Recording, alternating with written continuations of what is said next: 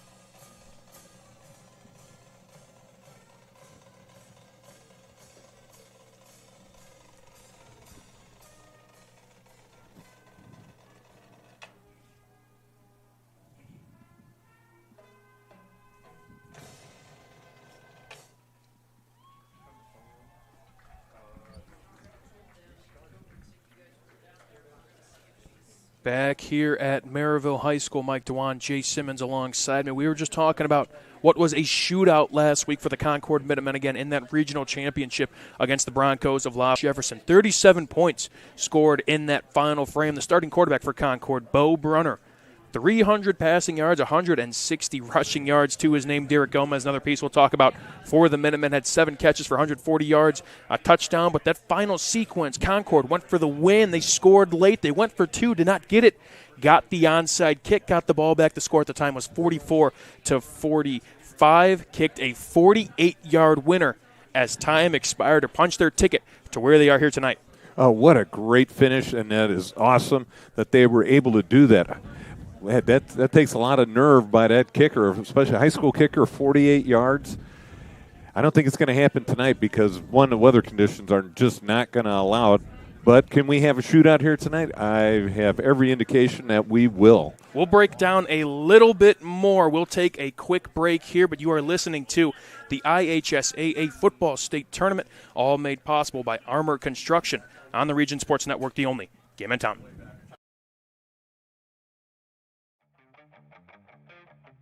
For 26 years, Armor Construction has been beautifying homes across Northwest Indiana. From expert roofing and durable siding to eye-catching custom copper work, Armor Construction does it all with the highest quality and integrity. Serving Lake, Porter, and LaPorte counties, trust the best exterior construction company in Northwest Indiana to protect your investment.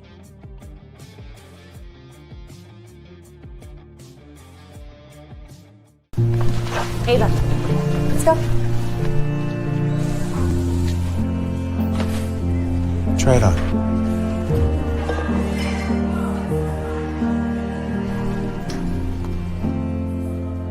The shortest distance between two people is a smile. That's why we're committed to fighting hunger in our communities until everyone has a reason to smile. Stratton Van Til, where making life easier starts with a smile. Welcome back to Game Night, built by Armor Construction. You're just listening to coverage, audio coverage of the Merrillville Pirates hosting the Concord Minutemen in the 5A Northern Semi-State game. Mike Dwan alongside me is Jay Simmons. Jay, we got to talk about, before we get into the pregame, the weather report for tonight. That's key. The key, right, as you said, the Economy Electric Heating and Cooling Friday night forecast, all made possible by Economy Electric Heating and Cooling, keeping you cool in the summer and cozy in the winter. Jay, what do we got here? We've got 45 degrees, and we've got a steady 45% chance, 50% chance of rain at 7 o'clock all the way through till 9 o'clock. So it's going to be, as they say, 50-50 on the rain.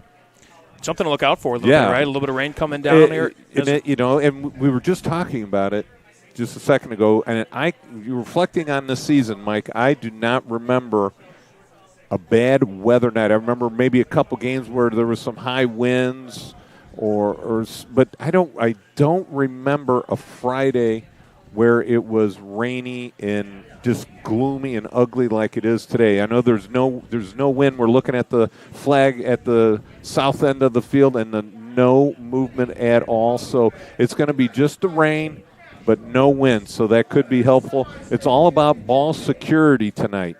Is going to be one of the keys for both games, both teams, and also being able to execute on special teams without a turnover, whether it's the long snapper, it's the guys catching the punts or the kickoffs. If you mishandle a ball right there, that could be what could lead to a victory by one of the teams. Jay, I like you dovetailing the pregame with the Economy Electric Heating and Cooling Friday night forecast that you talked about. It's been quite the season weather-wise. Now tonight might be one of those nights where, yes, it's already cold. We're in mid-November now. Get a little bit of rain coming in here at Merrillville High School, but all this was made possible. We'll shout out plenty of sponsors tonight. This is a fan appreciation freebie as well. The sponsors and everybody, the viewers, of course, as well, make this whole season possible. But the Friday night forecast always presented by Economy Electric Heating and Cooling. Visit them on the web for a jobdoneright.com. We'll take a quick break once again here on the Region Sports Network. You are listening to Game Night in the Region, built by Armor Construction on the Region Sports Network, the only game in town. Thinking about what to do after high school? Consider a career with Boilermakers Local 374.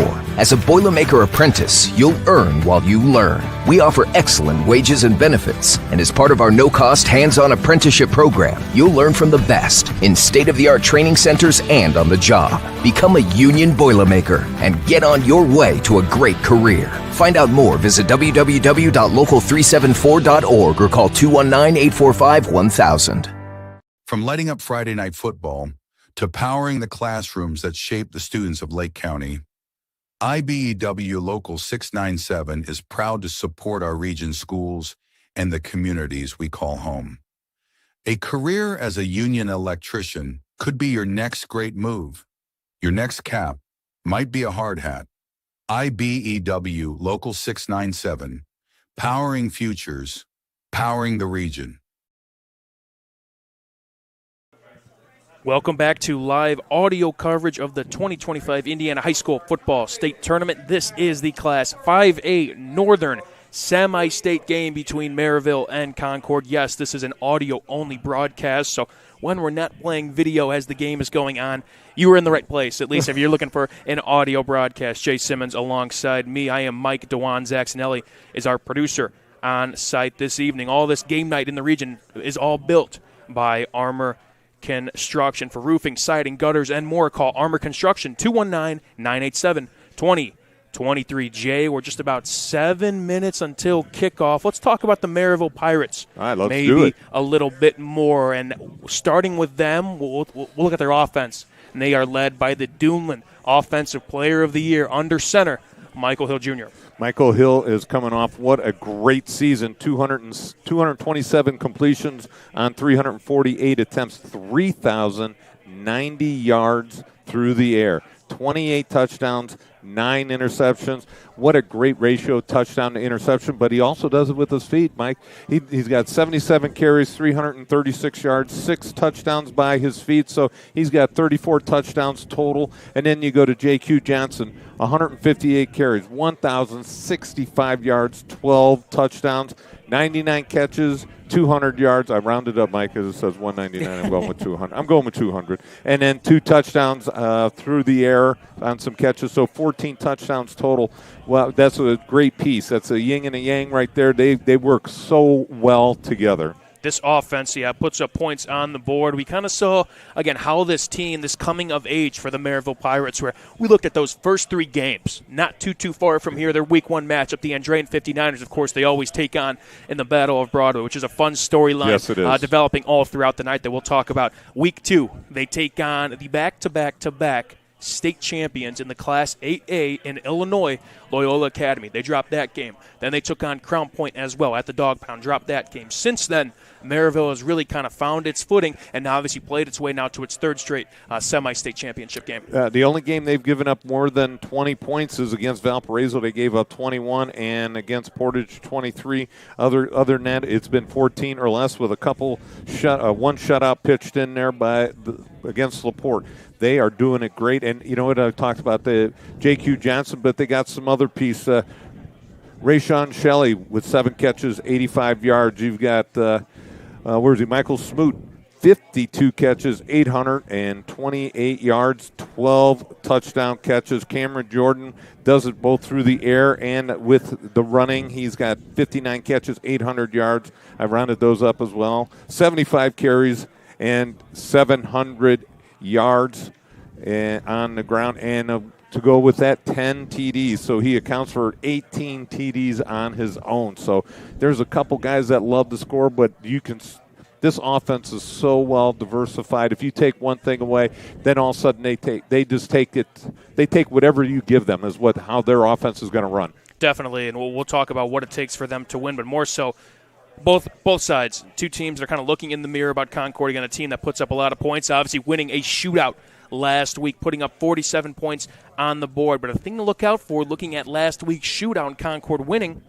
looking at the defensive side for the Minutemen, they gave up 525 passing yards. If I'm Michael Hill Jr., if I'm that running back that catches passes, and if I'm those talented receivers, I think I'm licking my chops in this one. Definitely. They're giving up 22 points a game in their last 2 games in the playoffs.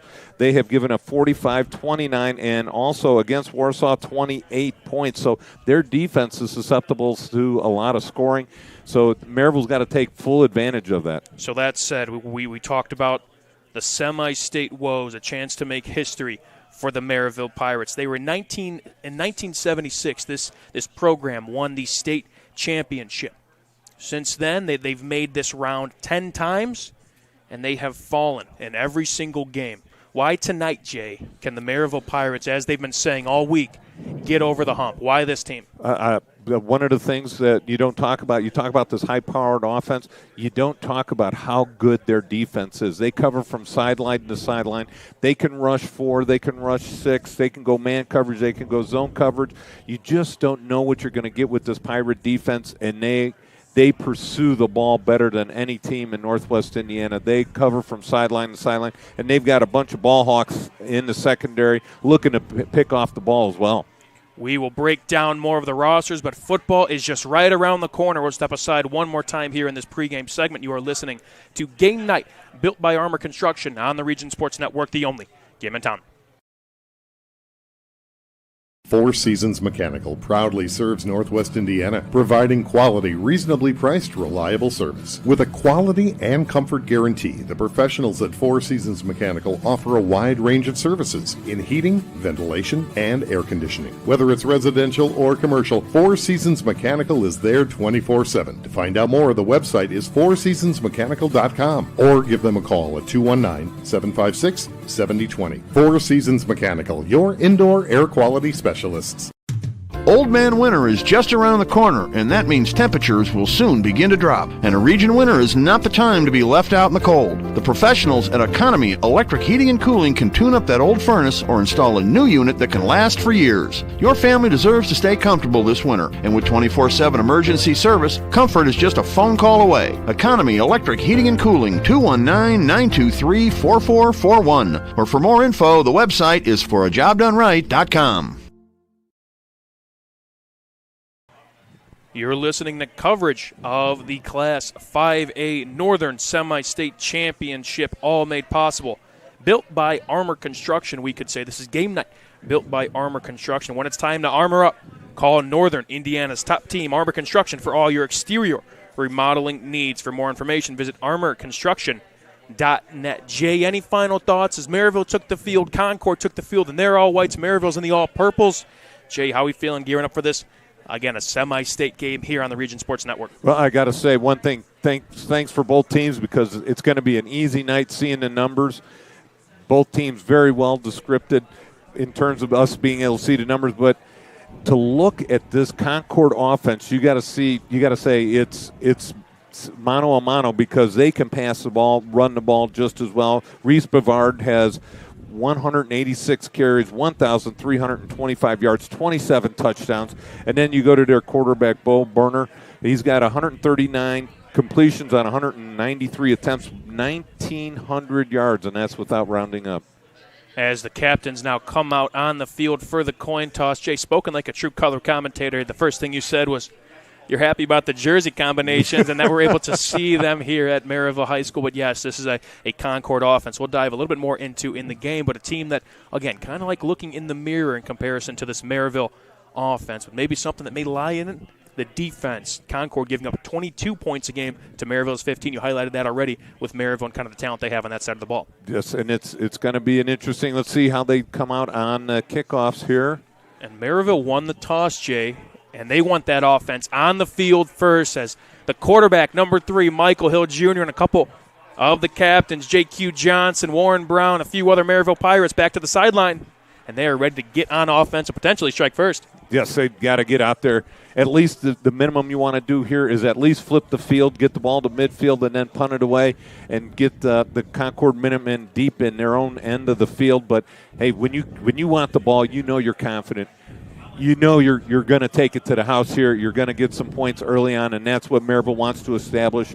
And they want to get that confidence and get that break through that ceiling is what their goal is, and to get to state. Get over the hump, as you say. Yeah, Jay, before we kick it off, thoughts on receiving the ball to set the tone. That first snap is so important no matter what side of the ball you're on. In Merrillville, they want to throw that first punch. Yes, they do, and they're going to go Michael Hill to Michael Smoot going down the sideline for a long one. I think they're going to open it up. They're going to open it up wild, and they're going to be throwing that ball down the field. Weather conditions don't matter to Merrillville. You said it. So Concord will kick down to the north end zone here. Merrillville will receive again on with their all-purples. Back deep for the Merrillville Pirates. Curtis Walker is on the left hash, and Cameron Jordan, the threatening junior running back, do-it-all running back for the Merrillville Pirates. Kicking deep for Concord is number 85, Nathan Potter, the senior.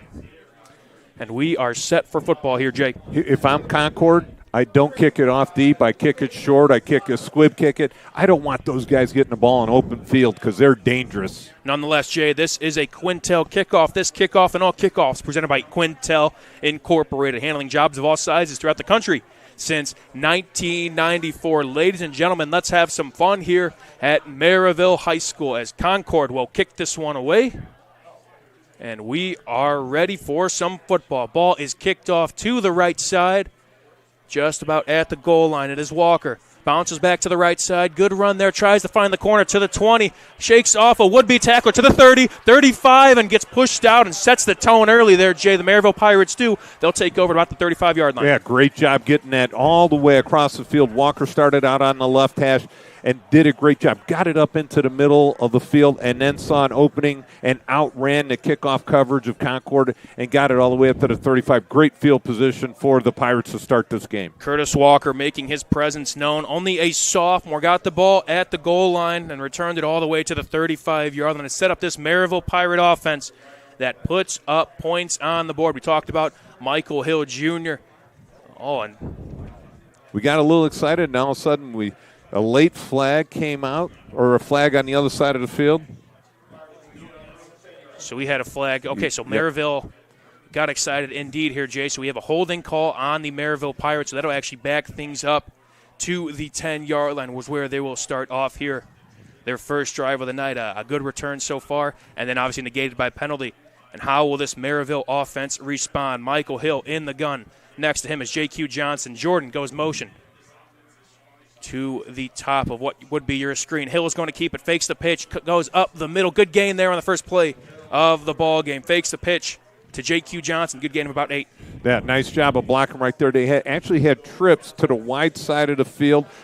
Thought they were going to run wide, and then they cut it back inside for now 2nd down and 2. Michael Hill Jr. again, 77 attempts on the year on the ground, 636. As it's going to be outside handoff to J.Q. Johnson on 2nd and 2. Looks to get close to the yard, the line to gain, and he'll do just that. The first down of the ball game for the Pirates. It looks like they haven't. Oh, yeah, there they go. They're moving the chains. Good call, Michael. A Four Seasons first down there by Four Seasons Mechanical in Merrillville. Visit them on the web at fourseasonsmechanical.com. Merrillville likes to get to the ball relatively quick there, Jake. They love the pace. They love the pace. Get the defense going. 1st and 10 now for the Pirates. Hill's going to direct snap here to the right side. Sees something, gets the sideline. And a good gain there once again. Gain of about 7 or 8. Merrillville so far, Hill's called his number twice here in these first 3 plays. And guess what? J.Q. Johnson out there making a block on a linebacker to spring the play. J.Q. all diversified right there, able to carry the ball sometimes and able to make a great block like he did right there and seal the linebacker to the inside and bounced it up for another 1st down. Correction, yes, that'll be a 1st down there as Hill's going to call his number once again to the right side. Concord does a great job at scraping to the football. Short gain there for Hill so far. 4 plays, 3 carries by number 3 in purple. Right there, they ran into the short side of the field. They had the ball on the right hash, ran into the boundary, and Concord did a great job of adjusting to that and cutting him off and forcing him out of bounds. So 2nd down and about 9. 3 receivers will be out wide, and we've got a solo receiver to the bottom of the field. Going to be a pitch to left side to J.Q. Johnson. Finds a crease. Good gain there of about 9. Shifts to another tackler. Hit the hole hard. Another 1st down here for the Pirates. Yeah, Pirates racking up 1st downs left and right. Ran to the wide side of the field with those trip receivers. Receivers did a great job blocking downfield. Also, the left tackle and right guard did a nice job opening up a hole, and he just blasted through there. Ball's on the left hash here, 43-yard line of the Merrillville Pirates. Now 10.5 minutes to go. Going to be another pitch outside of J.Q. Johnson, and that time not much going. Concord, great job to get to the 9. football. That'll be Parker Schaefer, the senior defensive end. 11 games played, 59 tackles to his name, and a loss of 3 there for the Pirates. First negative play, or even play, I guess we could call it, yeah. of the ballgame. Yeah, it looks like it's going to be 2nd down and 13. Yeah, Parker Schaefer right there just said, I am not going to be getting these gashing plays to my outside. He did a nice job keeping leverage and making a tackle. All runs here so far for the Merrillville Pirates as they will spread this one out. Play action pass to J.Q. Johnson. Finds a receiver, open catch, and a good move there. That'll be Rynell Lewis. Gain of about 6 there, the big-framed senior tight end / H-back. Yeah, did a nice job. All he did was run about a 10-yard little seam pattern, sat between the linebackers, boxed out the linebacker, so he was able to make the catch. Looks like it's going to be 3rd down and manageable. Very much so. Going to be now outside handoff to J.Q. Johnson. Has a lane. Will have enough for the 1st. Might have got one beyond that. Yep, that'll move the sticks there. J.Q. Johnson on the outside handoff to the right side. And they'll move the sticks. Yeah, one of the defensive backs, I didn't get a number, but came up and just put the wood to J.Q. Johnson and stuffed him right in his tracks. Nice, solid tackle by the Concord Minutemen, but yet another first down. Merrillville now the ball in enemy territory on the 46-yard line with 9:17 to go here in this first frame. 4 receivers out wide. This time Hill is let back to pass. Pretty clean pocket. Has plenty of time to throw. Rolls out right. Tries to find somebody. Flag on the field. Makes a nice throw to Jordan. Fumbling that. It's going to be holding in the backfield. And I think with the, like you said, Jay, a play that is long developing as that. Again, you get a little bit of laundry on the field. And Michael Hill didn't, he sat in the pocket nicely, then all of a sudden felt that 3 or 4 seconds eclipse through his brain, and then all of a sudden started to scramble around. He didn't need to. There was no pressure coming to him. He just needed to sit in the pocket and take his time and throw the ball. And that's what happens when he starts scrambling. Those offensive linemen start to not know where the quarterback is, grab and pull, and somebody got caught with their hand in the cookie jar on that one. And most importantly, now backs Merrillville up. Now they have the ball on their own 44-yard line. 3 receivers out right. This will be Hill back to throw. Has a man across the middle. Puts it right on him. Good gain there and some more. Rhino Lewis just about at the yard line to gain. As a couple Merrillville Pirates try to push him forward. He'll be just a couple yards short, but a good pass there across the middle. Now set up, get those penalty yardages back and some more. Right there, Michael Hill just throws a dart right through the middle of the field. And nice job of his receivers using his body again to sort of shield off the defensive backs and caught it about an 18-yard gain on the play. Now Rhinell Lewis now sets up a 2nd and 2 balls in enemy territory. Again, Michael Hill now on the carry, has a lane, and will pick up enough for the first down there. Almost shook off a would-be tackler. Got depleted, but picked up the first down. Another first down for the Indians. Still racking them up here with 8:22 left in the first quarter. Another first down. The ball's going to be spotted on the 34-yard line on the right hash. Merrillville, this drive started on the 10-yard line. A couple runs, a couple big passes as well, but now they set up themselves here with 3 receivers to the near side. 2 backs offset of Michael Hill. Going to be an outside handoff to J.Q. Johnson. Kicks it to the outside. Concord scrapes to the ball, but not after a gain of about 4 or 5. Right there, Devon Arnold with the tackle slams J.Q. Johnson out of bounds, but again, they run the ball to the short side. Defensive tackles making his presence felt, sliding down the line of scrimmage, making the tackle 5 yards downfield. But again, Merrillville pounding that short side of the field, side closest to us. Similar formation, 3 receivers outright, same play, if you will. J.Q. Johnson once again has a hole to the 15, gets enough for the first and some more. And again, that outside handoff, they're finding success blocking on the perimeter and moving their offensive linemen and sealing that edge. Yes, they are doing a great job. That offensive line, right tackle Aaron White, sealing off to the inside there and doing a great job. And the thing is, you see these backs and receivers getting downfield and making some great blocks for the Pirates. Ball now is on the 15-yard line, just under 8 minutes to go. Outside handoff once again here. This will be J.Q. Johnson. A short gain there, Johnson, the senior. Over 1,000 yards on the season, 12 touchdowns. Yeah, great job again running to the short side of the field. J.Q. Johnson just pounding the ball. Only a gain of about 1. It's going to be 2nd down and 9. And ball is on, looks like about the 13, 14-yard line. And now this is when you have to put points up on the board for either side here. As a 2nd and 9, man in motion is Jordan. Little pop pass there, cuts up inside. Ball is out. And who has it? It's a scramble down there. Concord thinks they have it. And they do. The pop pass to the sure-handed Cameron Jordan. A drive that was stellar all throughout. Started at the 10-yard line, made their way down to the opposing 15. Yeah, it looked like Derek Gomez, number 10, the linebacker, came up and just popped him right at where he was carrying the ball. The ball squirted loose. And the Concord Minutemen get the first turnover of the game. And then Merrillville goes the length of the field and comes up with no points. Gomez leads this defense, also a big piece offensively. 105 total tackles to his name, 12 of them coming for a loss. And chewed a lot of clock off. Yes, they did. But nonetheless, no points to show for it as now this Concord offense will take over for their first drive of the night. It looks like we got a legal procedure call. And so we think. We don't. The officials are just coming together here. Let's see what, or maybe the ball was not yet in play.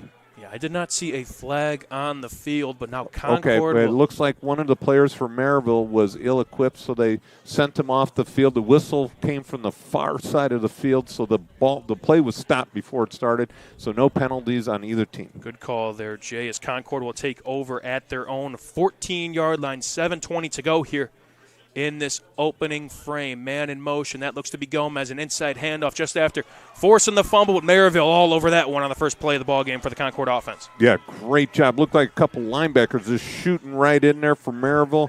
Looked like Amari Eller, number 25, getting in there pretty darn quick as the ball was being handed off. It's going to be 2nd down and 10. Ball spotted in the middle of the field at about the 13-yard line. Eller's a piece that could fly. Playing that Mike role for a Merrillville defense. The junior has 78 total tackles to his name. We could bump up that tally by 1. Now under 7 minutes to go as Concord, the offense, much more methodical and getting into their spots and getting things ready to go here. 2nd and 10. Going to be an inside handoff once again and not much going. Merrillville all over that one. That's Karan Moore. Well, he just shot the gap and got in there just as the quarterback, Brenner, handed off to Bavard, and they got him for a loss. It looks like about 2 yards on the play. It's going to be 3rd down and 12. Big conversion down for the Minutemen here. Can they do it, or will they punt the ball away? 2 big pieces on this Merrillville defensive front. Karan Moore and Stanley Freeman each have 20-plus tackles for losses on the season. Jay and Karan Moore got one there at the loss of 2. Setting up a 3rd and 12. Now 5 receivers out wide. Empty set here for the Concord Minutemen. Brunner back to pass. Pocket is collapsing. Very, very quick. Escapes out of trouble. Will tuck it and run. Got a long way to go. But he will be close. He's going to be right on the mark. Let's see where they spot the ball. They're spotting it at the 24. And they are moving the sticks there, Jay. How about that? Bo Brunner with a 13-yard pickup, and they do convert on 3rd down. Big conversion for the Minutemen to keep the drive alive. Brunner's an athlete that, yes, again, I believe multiple sports as well, and makes a lot of his production. 785 yards rushing on the season. 4 receivers out 10 to his right, 1 receiver to the bottom, trying to find somebody clean pocket. Will tuck it and run again. An awkward hit there. Gain of 2 is Brunner. But empty set once again for Concord. Not much going there. Merrillville then stuffs that one out after what was a heroic 3rd and 13 pickup from the senior quarterback. Yeah, it looks like number 88. That's Josiah Horton. Makes the big stop right there. Horton, another piece as well that makes a lot of offenses angry. 12 games played, 40 tackles to his name, 5 of them coming for a loss. Now ball is on the 26-yard line here with just north of 5 minutes to go. Empty once again, but in tight. Back to pass is Brunner. Has a man across the middle. It's Brevard. Reese Brevard bounces to the outside, misses the tackle, stretches, and he's going to be short by wow, they made a nice spot. They're going to give him the 1st down. Had him on the mesh route there, Jay. Ran him across the middle of the field. Well, what they did was they sort of had a semi-screen pass that Bavard just released it past the line of scrimmage. Merrillville blitzed right where Bavard caught the ball, and he was able to pick up the 1st down. A little bit of a pick play, if you will. A pick play, but not actually a pick play. But nonetheless, it's a 4 seasons 1st down here for the Concord Minutemen. And now they have the ball on their own 34-yard line with just north of 5 minutes to go here in this first frame. Going to be a direct snap to Reese Brevard, who does a lot as a running back. And a good gain there on 1st down to the right side. Gain of about 7. Yeah, the last 2 yards was just a big old scrum. Brevard and his offensive lineman got a nice push, and he was able to pick up 2 more yards. So it's going to be 2nd down and about 2. Concord also looking to put together a lengthy drive that started deep in their own territory after a forced fumble by Derek Gomez, who is an H-back for this team, also plays a little bit of running back, put him in motion. A name we'll call a lot all throughout the night. Back offset to the left. I believe that is Gomez. It will be a keeper for Brunner. Going to pitch it to Brevard. Little triple option there. Tries to make something happen, but Merrillville says, All over that one. Loss of about 3. Yeah, he tried to make something out of nothing, and he got more than nothing. Bo Brenner with a dangerous option pitch to his running back. He sort of flipped it sideways and he had a guy wrapped around his arms and just tried to flip that ball out there. And both of us were like going, how did Brevard catch that ball? Yeah, at that point, you're happy to keep a hold of Yes. the football. As now it brings up a 3rd and 3 ball is on Concord's 41-yard line. Reese Brevard, a name we'll call a lot tonight as well, has over 1,300 yards to his name on the ground, 27 touchdowns. So one of those pieces that has really kind of got him here was number 1 in the all-whites here tonight. 2 running backs there in the backfield, 1 offset. While Brevard will take the handoff here on the 3rd and 3 up the middle. And they're going to try and push the pile, but I don't think he'll get there. No, it looks like he's going to be about a yard short. The official that's closest to the action runs out there, and he's going to mark him just about a half a yard short. So a pickup of about 2 there for Reese Brevard, and now early a 4th and inches, Jay. I don't know about you. We could hammer out this read. The Four Seasons Mechanical 4-down territory, your Northwest Indiana heating and air conditioning specialist. 3 minutes to go here in this first quarter. Ball is on Concord's 44-yard line. They have the football, and they have a decision to make here. 4th and inches. I think you got to run Bo Brunner up to the center, get him under center, and just hike the ball and go straight ahead. Why snap the ball 3 yards back? Well, they may think about this one, Jay. Clock is running low, and they will believe they got the timeout off, and they will. They'll take their first timeout of the ball game. We'll take our first timeout of the ball game as well. You're listening to Game Night, built by Armor Construction on the Region Sports Network, the only game in town. Earn while you learn from the best hands in the business. The Bricklayers Allied Craftworkers for Indiana Kentucky Apprenticeship. That's right, this is a paid apprenticeship. I'm getting an education while learning a trade and getting paid for it. The thing that surprised me the most about this apprenticeship program is the respect I have received after the proper time and training. Classes start soon, so apply now. There are training centers throughout Indiana and Kentucky. We are the Bricklayers and Allied Craftworkers for Indiana Kentucky Apprenticeship. The best hands in the business. Flip the switch, a light turns on. Press the button, machines and instruments come to life. Touch the screen, communicate with the world. Simple tasks, guaranteed results, every second of every day. That's the power of power.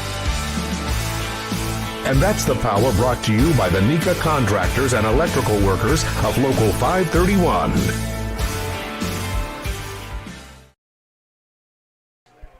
Back here listening to Game Night, built by Armor Construction. A 4th and 1. Got another whistle.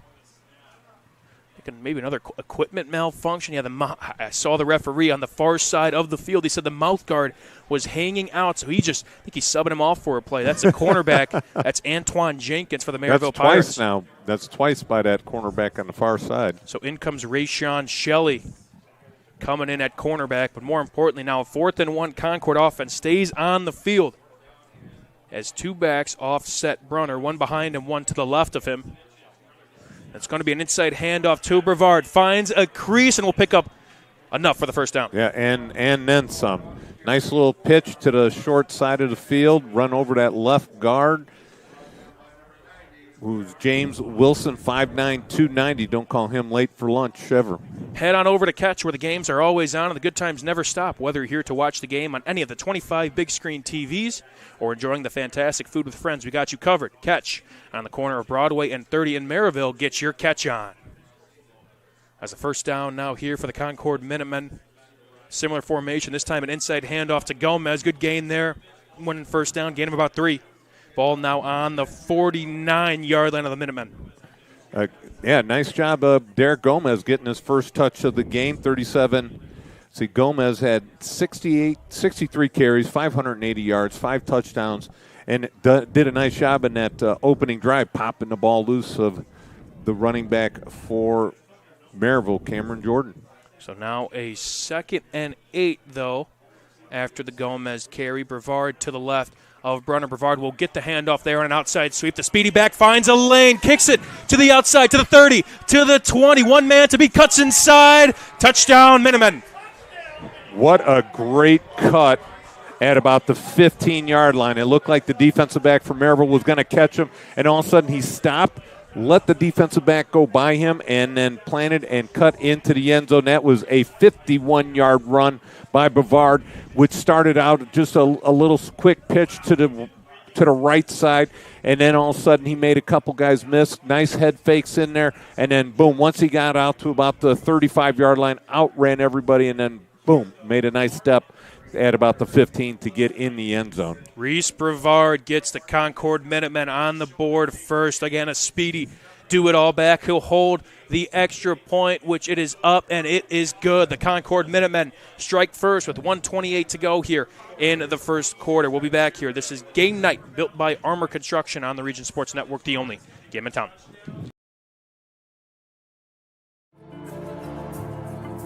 If you are injured in a worksite accident or hurt by a defective product, go with the guy that has a proven track record litigating these cases. Otto Schragle, a principal partner at the Allen Law Group, will make sure those responsible for hurting you are held to account for their negligence. With multiple offices in Indiana and Illinois, you could reach them at 219-465-6292 or reach them out on the web at www.kenallenlaw.com. When it comes to your money, you deserve more than just numbers on a page. You deserve someone who sees the full picture. Meet Mark Machnick, one of Northwest Indiana's most trusted accounting professionals. Whether you're running a business, planning for retirement, or just trying to make sense of tax season, Mark Machnick, located in Highland, makes it simple, personal, and believe it or not, painless. Contact Mark and his team today at 219-595-5290. Mark Machnick, CPA. Back here on the Region Sports Network for a Quintel kickoff. Quintel Incorporated, handling jobs of all sizes throughout the country since 1994. Reese Brevard puts the Concord Minutemen up first, an explosive 51-yard touchdown to the right side. Made a couple Pirates miss, and more importantly, the guys in all white struck first as this kickoff is away to the Merrillville Pirates. This time it'll be Cameron Jordan trying to avenge his first drive fumble. Gets lit up at about the 23-yard line. Concord doing a great job there to set up their defense now, who's trying to kind of reel from and build up some momentum from what was a long drive for that Merrillville offense, but it stalled and it resulted in a turnover.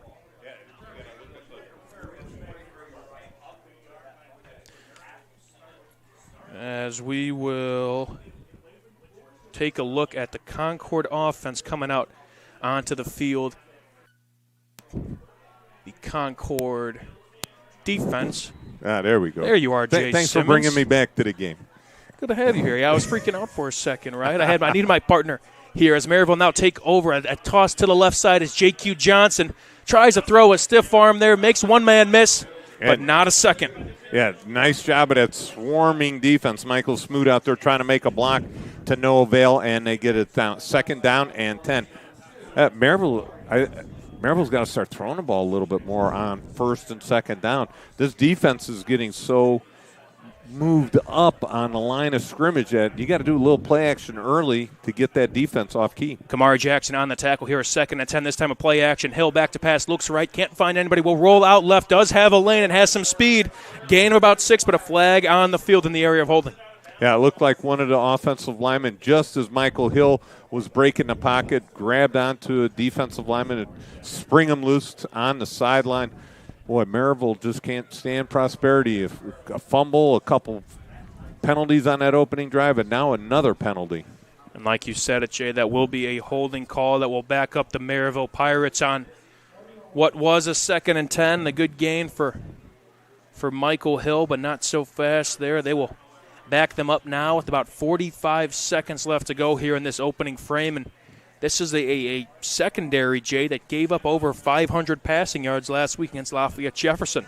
Yeah, and Merrillville's been able to hit him a few times with Rennell Lewis, but have not been able to connect with any of the receivers. Now a second and 20 for the Pirates, and what may be one of the final few plays here of the first quarter. Hill will throw it out to the right. And almost tipped there. Pass does fall incomplete. Parker Schaefer on what was a swing pass to J.Q. Johnson.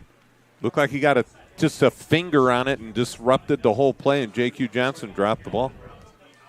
And now quickly you look at a decent gain for Michael Hill, negated by penalty, and now all of a sudden it's a 3rd and 20 and a chance for Concord to potentially go into the quarter break with some much-needed momentum and more so the ball. Definitely, and if Merrillville incomplete pass right here punts the ball away, especially from this field position, that Concord might get the ball in their own territory. 40 seconds left here in this opening frame. Ball is on the 13-yard line. Concord defenders walk back as Michael Hill looks to find somebody. Clean pocket over the middle. He throws, but behind the receiver. Yeah, it looked like it was tipped out there by one of the linebackers. You got, I think, Derek Gomez got a paw on that, which resulted in the ball falling behind number 0, Ryanell Lewis, who's been the top target for Hill thus far. Yeah, and Ryanell Lewis was wide open across the middle. If Michael Hill would have thrown it just an inch or so higher, it could have gotten over the linebacker and below the defensive backs, right to Ryanell Lewis, wide open, cross in the middle. Looked like he would have, if he'd have caught it and got tackled, would have been about 7 or 8 yards short of the first down. But nonetheless, now they're punting this football away. Reese Brevard, the lone touchdown scorer for Concord, is back to receive. Lets the ball take a hop. Will bounce out of bounds at around the 50-yard line. Right at midfield. So Concord will take over. Merrillville punted that one away. That was Darian Wiggins, the senior. But now Concord, a real chance to really kind of throw another haymaker to this Pirate defense. Yeah, and Bo Brenner has not thrown the ball down the field yet, so we really haven't seen the Concord Minutemen offense pass the ball a whole lot. It has been just Bo Brenner and Reese Brevard running the ball so far for the Minutemen. So Concord takes over the ball at midfield. H-back to the right, 2 receivers to the top, 1 receiver down to the bottom of the screen. Inside handoff to Gomez. Not much going there. An inside handoff as the lone back in the backfield. And looking at that one, Jay, under 20 seconds left. Good start there for Merrillville. Yes, great job. He just got swallowed up by that defensive line. It looked like Q-On Moore and Damian Jones just swallowed him up right in the middle of the field. And it's going to be 2nd and 10 when we start second quarter. You said it, Jay. That'll be the end of the first quarter here. We'll be back with the second. You are listening to Game Night, built by Armor Construction on the Region Sports Network, the only game in town.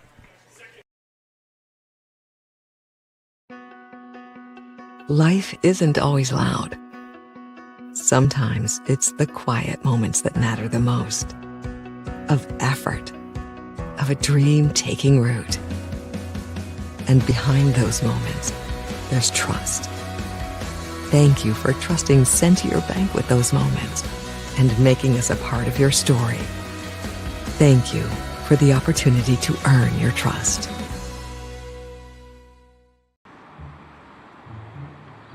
At Blyce, we're used to having the athlete shop at our store. Down, sit, put. But sometimes they get carried away.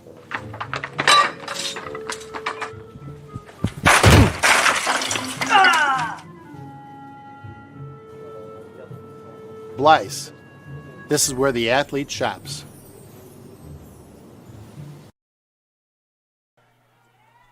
Back here on the Region Sports Network, Game Night, built by Armor Construction. Now 2nd and 10 as Concord takes over, ball at the 50-yard line here.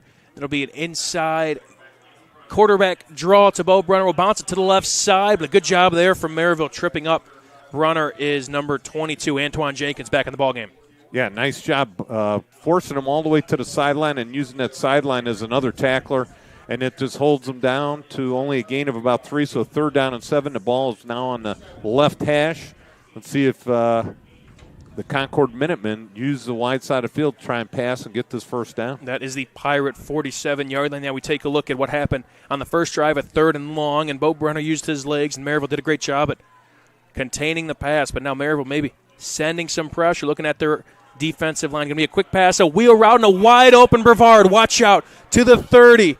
Wrangled down by a couple Pirates, but enough for a first down and some change. And guess what? Merrillville blitzed the outside linebacker to that short side of the field, and Brevard basically all he did was replace where that outside linebacker was. The receiver to that side ran a crossing route, so he drew the defensive back with him. And nice job, great job of play call by Concord. Take advantage of Merrillville aggressiveness. Just a wide open wheel route to the far side, to the left side of the Concord offense. Reese Brevard, good gain after the catch, and now sets the Minutemen up on the 27-yard line. Ball is on the left hash. Brevard is to Brunner's right with 2 receivers out to the left. Going to be a handoff to the left side to Brevard. Cuts upfield, gain of about 3 before a couple Pirates take him out down there beyond the hash. Yeah, it looked like Staley Freeman on the tackle right there. Nice job holding him only to a few yards, but, man, this Reese Brevard is quick. Freeman leads this team with sacks and also leads them in tackles for losses. But, yeah, you have to really contain number 1 in the All-Whites, who had the 51-yard touchdown for Concord to end the first quarter. But now a 2nd and 7 for the Minutemen. 2 running backs in the backfield. This will be an inside handoff to Gomez, but not much there. Churns his legs, picks up a pretty solid game after what was kind of bottled up there from Merrillville. Still now instead of about a 3rd and 4, 3rd and 5 for the Minutemen. Yeah, and, Gomez can bring the heat at 6 foot, 240 senior. He can bring the load. Yeah, they got him. I mean, you could call him a running back, but he's more so just that fullback, that old-fashioned. He's linebacker as well, so he embraces the contact. He's been around the block, has over 100 tackles to his name. And what's another run there, if you will. But now 3rd and 5 for Concord. Receivers are in tight. Offset to the right is Brevard of Brunner. Gomez in motion. Going to be a handoff to the left side to Brevard. Once again, spins off a tackle. Cannot bring him down enough for a first down, and just outside of the 10-yard line goes number 1, Reese Brevard. Yeah, Reese Brevard did a great job. Right at the first down marker, took a shot. But the Merrillville Pirate defensive back did not wrap up. And then he bounces off that with a nice spin move and then picks up an additional 5 yards. I almost thought he was going to break that one into the end zone. Reese Brevard, only 5'8", 175, brings the wood when he gets the ball. More importantly, a Four Seasons first down presented by Four Seasons Mechanical in Merrillville. Now 1st and 10, ball is on the 11-yard line. Going to be a play-action pass. Brunner rolling out right, makes a man miss and uses his legs to the 5, hits hard, ball might be out. They're gonna not call it a touchdown. And that ball is Merrillville's. Oh, right huge at play. The 1-yard line, Jay, laid to the boom. And Merrillville takes over. What a hit there. Oh, great job staying with it. The Merrillville Pirates, one of the defensive backs came up, just popped him right where he was carrying the ball. Brevard was sort of caught in an awkward position, sort of diving for the touchdown.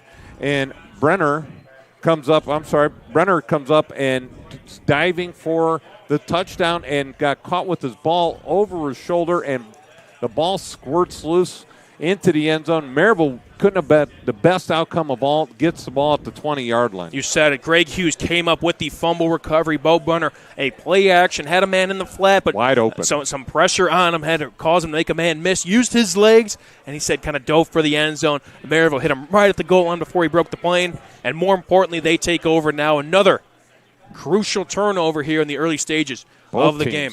Merrillville now takes over, 3-back set. This looks to be Cameron Jordan to the left side, bounces out, and watch out, throws a stiff arm to the 50, to the 40. He could go 20, 10, 5, touchdown Pirates. Cameron Jordan. Wow, Cameron Jordan breaks off a 80-yard run, makes a few guys miss right at the line of scrimmage, and then once he got to the 30-yard line, Mike, he just accelerated and outran the entire Concord Minutemen defense. 80-yard run, that's the way to bounce back. Cause a fumble, boom. And then all of a sudden an 80-yard run, touchdown. The Pirates are back in it, baby. Impressive to see Merrillville respond after, again, things were kind of spiraling. The defense was looking for that stop. They get a takeaway, and then Cameron Jordan, a playmaker, responds well. And the extra point is up, and it is good. 7-7 ball game here with 9:19 to go here in the first half. You're listening to Game Night, built by Armor Construction on the Region Sports Network, the only game in town. At American Testing Services, based in Hobart, Indiana, we specialize in NDT drone inspections and heat treatment services for local mills, fab shops, and facilities across the country. From Northwest Indiana to nationwide, we deliver precision, safety, and reliability. American Testing Services, America's trusted name in NDT. With offices in Munster and Cedar Lake, Ethos Dental Group offers a full scope of general and cosmetic dentistry with expertise ranging from porcelain veneers to dental implants, crowns, and bridges. At Ethos Dental Group, you're assured that Dr. Mark Stojkovic and his associates, Dr. Emily Hansen and Dr. Brian Douts, utilize the latest in technology. Check out ethosdentalgroup.com or call 219-595-3432 to schedule an appointment. Ethos Dental Group, dental care you can believe in. Back here, you're listening to Game Night, built by Armor Construction on the Region Sports Network, the only game in town. This game is now tied after Cameron Jordan took one 80 yards after the takeaway from the Merrillville Pirates. Now a Quintel kickoff, putting this one back to the Concord Minutemen. Quintel Incorporated, handling jobs of all sizes since 1994. Reese Brevard, now another playmaker for the Minutemen, has a good return here to the 30, 35, 40. Watch out. He's got a lane, a kicker to beat. And they will take him down, but not until he got to the 36-yard line. The pendulum already swinging quite frequently like we saw last week in Concord.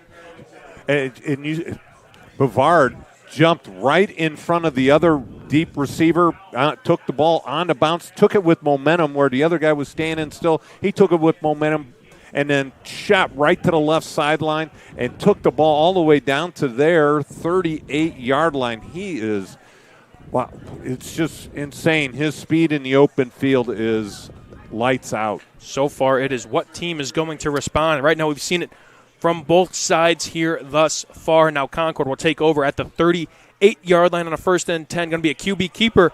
Brunner not going anywhere. Could have given that one off, but nonetheless, Merrillville stuffs him right at the line of scrimmage. Damian Jones there in the backfield. Yeah, Damian Jones, his assignment right there was to take the quarterback, wasn't fooled by the handoff fake to the running back, and just stayed with his man. Great job assignment by the defensive lineman, knowing when to stay with it and take his man down. Will be a loss of 2 for Concord. So after that big return, they're setting them up on the 38-yard line. They first play back on offense is for negative, as this is a Concord team that's hoping to win their first state title and their first regional since 2006.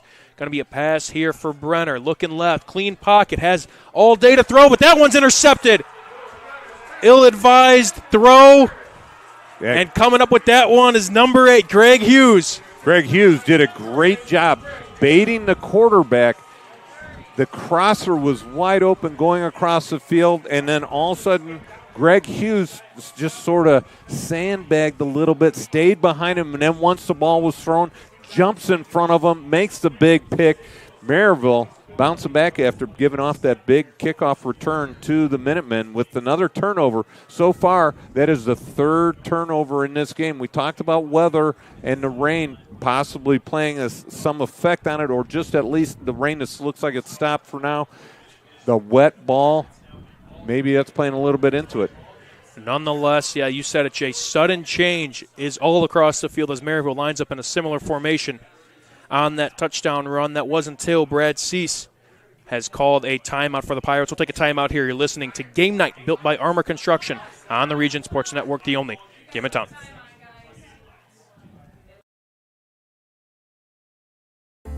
Located in the heart of downtown Indianapolis, the newly renovated Hampton Inn is within walking distance to over 30 restaurants and attractions, including Lucas Oilfield and Gamebridge Fieldhouse. Hampton Inn has much to offer, including a hot breakfast, high-speed internet access in every room, as well as a fitness center. Why wait? Make your reservations today. Call 317-261-1200 or make them on the web at hamptonin3.hilton.com. Hampton Inn, Indianapolis, downtown.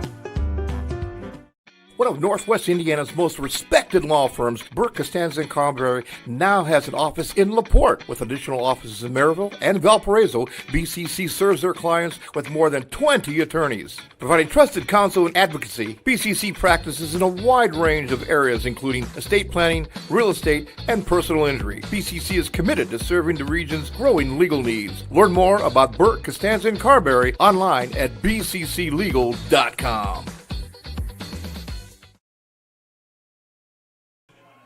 Back here for Game Night, built by Armor Construction. A fun night on the Region Sports Network. Yes, we got plenty of scores coming in our hometown scoreboard, courtesy of Strack and Van Til. And not too far from here, Jay, another game we got going on on the Region Sports Network as Andrean takes on the Flying Jets of Adams Central. But Merrillville will take over. Cameron Jordan once again cuts it back, and watch out once again to the 50. And that is all he will get to. A cutback there, an outside off-tackle run similar to what we saw, but uses that agility, bounces back inside, and a good pickup there. Cameron Jordan, what great vision right there. They had all the linemen, everybody pulling to the left, and he cuts it back right. Merrillville now using tempo on the first down there. Jordan once again, a good, nifty move back inside. We'll gain about 3. Yeah, Cameron Jordan, they found a gem in the rough right here with going to him. Maybe it's a change of gears from J.Q. Johnson. But, hey, if you find something that works, go to it until they stop it. Something we saw a lot of last year in Jordan's sophomore season will be Jordan again to the left side using his speed. Tries to throw a stiff arm, a good tackle there from Concord, but not until Jordan picked up another 4 yards to set up a third and manageable. Derek Gomez, number 10 from the Minutemen, had him sealed off to the outside, and then Cameron Jordan took a jab step back to the inside. Gomez goes with it, and then he bounces it to the outside. Ball now on the left hash here, 42-yard line of Concord. It'll be a handoff to Jordan. That time, not much going. Derek Gomez wrapped them down on that one there, Jay. Heard you up here in the box and got the big tackle loss there to set up a 4th and 5. He goes, hey, I don't like those guys criticizing me up in the press box, and he looked like he was shot out of a cannon. Again, Merrillville going to that short side of the field, run play again and again, and all of a sudden, Derek Gomez just sniffed that one out and tackled him for about a 4-yard loss. And the Minutemen stand tall. More importantly, as Merrillville was really putting something together. And a punt is up, and it gets away there. Brevard will let that one go out of bounds. Takes a wicked hop, but that one will get out at about we'll call it the 13-yard line of the Merrillville Pirates. Or excuse me, the Concord Minutemen. The 18-yard line. Okay, yep, nope. Numbers are hard. Yeah, all right. I'm marking it down. First one of the night. First one of the night. First of few on this semi-state championship Friday. Mike DeWan. Great job of the Merrillville team punting that ball out of bounds. You don't want Brevard getting that ball in the open field. You saw what he did on that kickoff return. No, a lot of respect goes to number 1 in the all-whites. Merrillville rocking their all-purples, but Reese Brevard has been a playmaker for Concord as he's been all season long. An inside handoff to Derek Gomez, who had the big third down tackle. And one thing about this Concord squad, Jay, is we're going to be calling a lot of similar names on both sides of the football. If there's one thing that might be a blessing and a curse for Merrillville is, I mean, yes, you see these guys a lot throughout the game, but, I mean, for Concord, a lot of those guys, for fourth quarter, they might be winded, bumps and bruises all across the board. Definitely, and you got Gomez making great plays on offense or defense and now making a nice run on first down. Now a 2nd and 7. Ball is on the 21-yard line. Brunner back to pass. Has a man in the wheel route. Does not find him. Will throw to the left side. It's Gomez again, but that time not much going there on the pitch and catch. Warren Brown, the sure-handed, the wrestler as well, Warren Brown is. Right. Well, it looked like he wrestled him down pretty good on that one because as soon as the receiver caught it, Brown was all over him and just ripped him down. Does a lot of great things for the Pirate Wrestling program. Also plays the position, although it's safety, they call it Hulk here at Merrillville, and despite his 5'8", 150-pound frame, he plays well beyond that. A fun player to watch, a fun piece for this Merrillville Pirate defense. But more importantly, a 3rd and 6 now on the 22-yard line, 5:27 and counting to go here in the first half. Bo Brunner back to pass, runs to the far side, tries to use his legs, but not going anywhere. Damian Jones snuffed him out, ran him out of bounds, and set up the 4th down, causing Concord to punt. And a great job by the Merrillville defense. They blitzed the house. They rushed 6 guys, went man coverage, and they got to Bo Brenner before he could set his feet and look down the field. That's a gambling that you take as a Merrillville defensive coach here.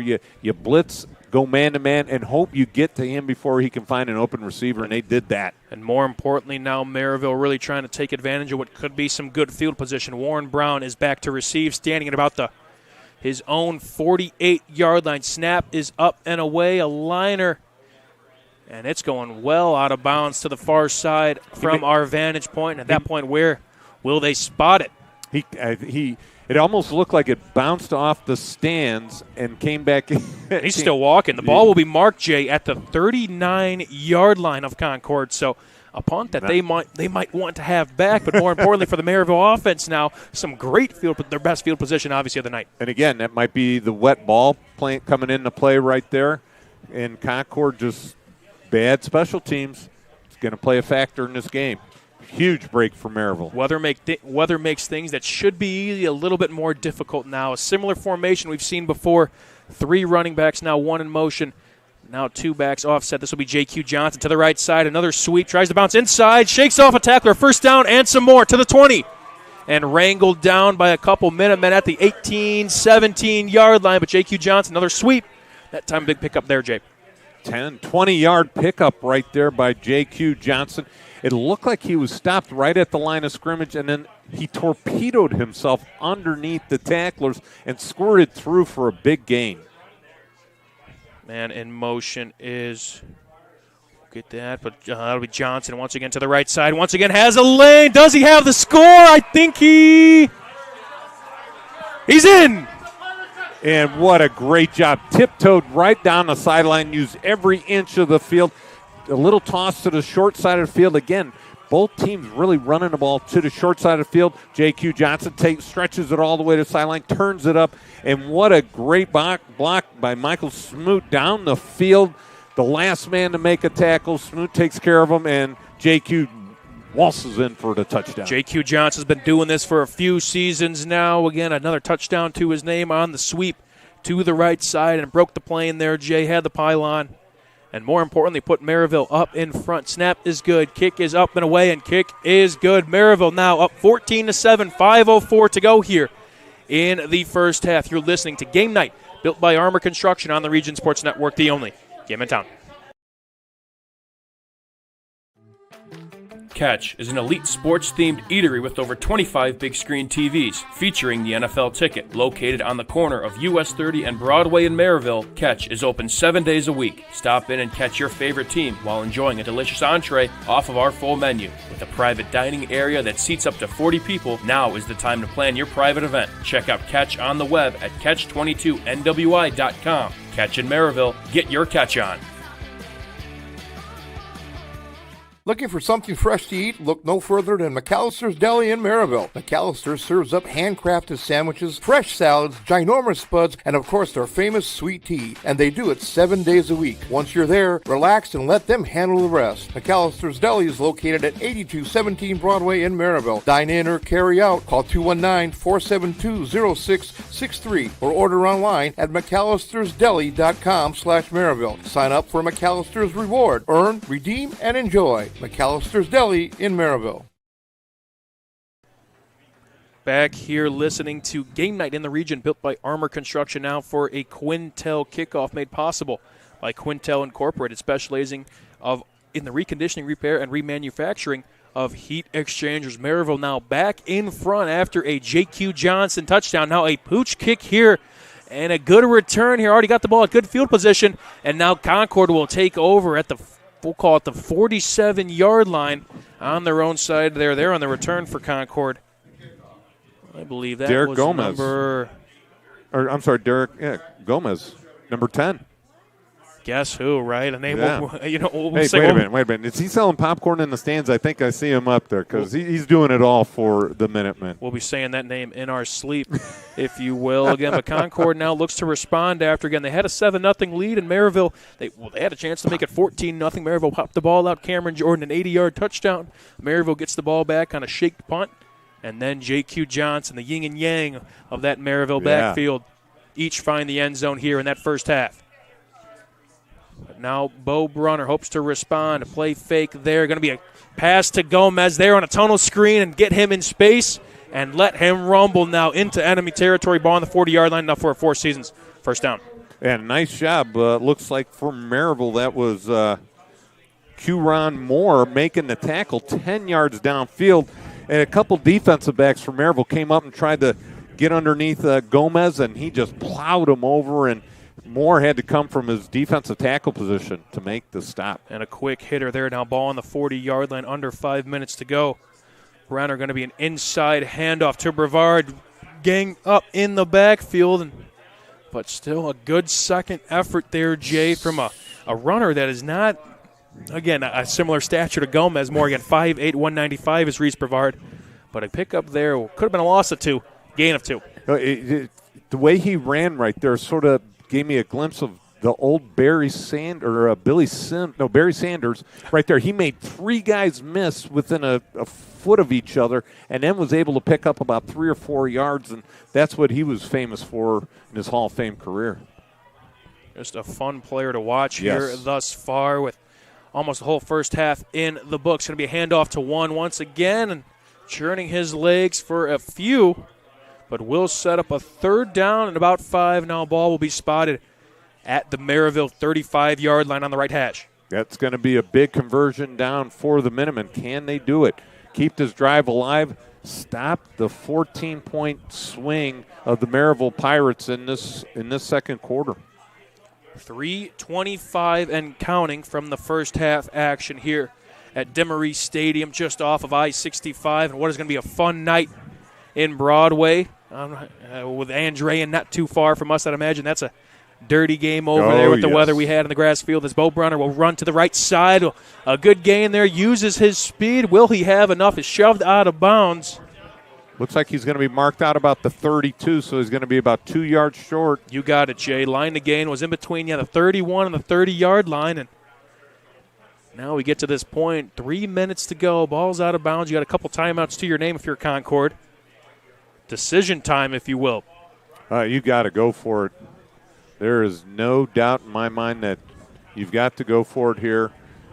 Weather conditions, you're not going to try and kick a field goal like they did last week to kick a 48-yard field goal. Yeah, the rain has. But the rain has stopped, yes. But nonetheless, as Coach Simmons said, 4 seasons mechanical 4-down territory here. 4th and 2 for Concord. Going to be a handoff to the left side. Does he get enough? A good second effort.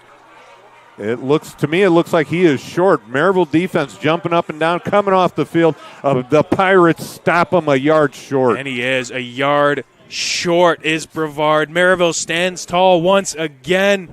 Looks like we got a Merrillville Pirate down on the field. I believe we do. So we will take a quick break, if you will, here. You are listening to Game Night on the Region Sports Network, built by Armor Construction on the Region Sports Network, the only game in town.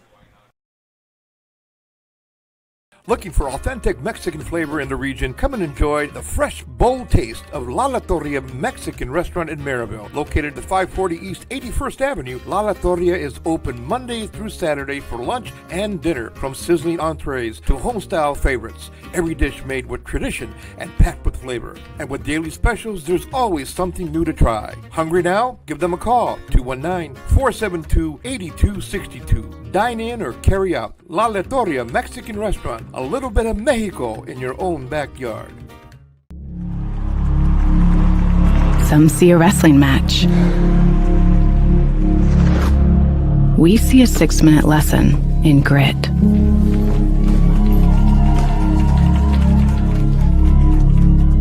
Some see a coach sending a runner home. We see a mentor guiding a student athlete into the future. Proud to keep education in front of athletics since 1903. Back here from Merrillville High School as we're looking to see who is down for the Merrillville Pirates on this injury timeout as they will take over with the football. The Pirate is walking off under his own power. Looks to be something with the maybe arm or wrist area, Jay. An interior defensive lineman who was in there on the stop. Yeah, huge stop for the Pirates. Stop the momentum of the Minutemen trying to get back in this ball game, tie it up. I wish I could see a number of that Merrillville Pirate. I'm hoping he's doing okay. A little bit scrunched over. It might be Twan Gills, number 93. We will take over. Merrillville will take over, now 1st and 10. Going to be an outside handoff to Cameron Jordan. Concord doing a great job there on that 1st down and 10. But Merrillville, the defense stands tall, Jay. Again. Last 3 times around, 2 takeaways. Now a turnover on downs. These big plays is what kind of gets you to that next round. In this case, the next round is down at Lucas Oil Stadium. Definitely they are playing up to par with a couple big turnovers. One on the goal line, one about the 20-yard line for setting up their offense. 2nd and 9 now. Michael Hill back to pass. Looks across the middle. Has a man, Cameron Jordan, but not going much farther. Good tackle there from Carson Weirich of Concord. Yeah, Wirch was right there just as he caught the ball. Little crossing, shallow crossing route, pickup of about 2 or 3 yards. But we got a flag. I didn't see that. Flag on the play in the area of holding. Looked to be kind of a mesh route there. Completed the pass to Cameron Jordan. But holding is the call. We'll back up Merrillville now with 2:24 to go here on what was a 2nd and 9. A good pickup maybe of about, we'll call it 2 or 3. Yeah, their 3rd or 4th holding call so far in this first half. Yeah, it's been relatively at least clean in the pocket. Maybe that's the reason why for Michael Hill Jr., but that helps. Concord, the defensive front of Renier Davia, Donovan Arnold, Jacob Buss, and Parker Schaefer, the front 4, doing a great job, at least causing some penalties.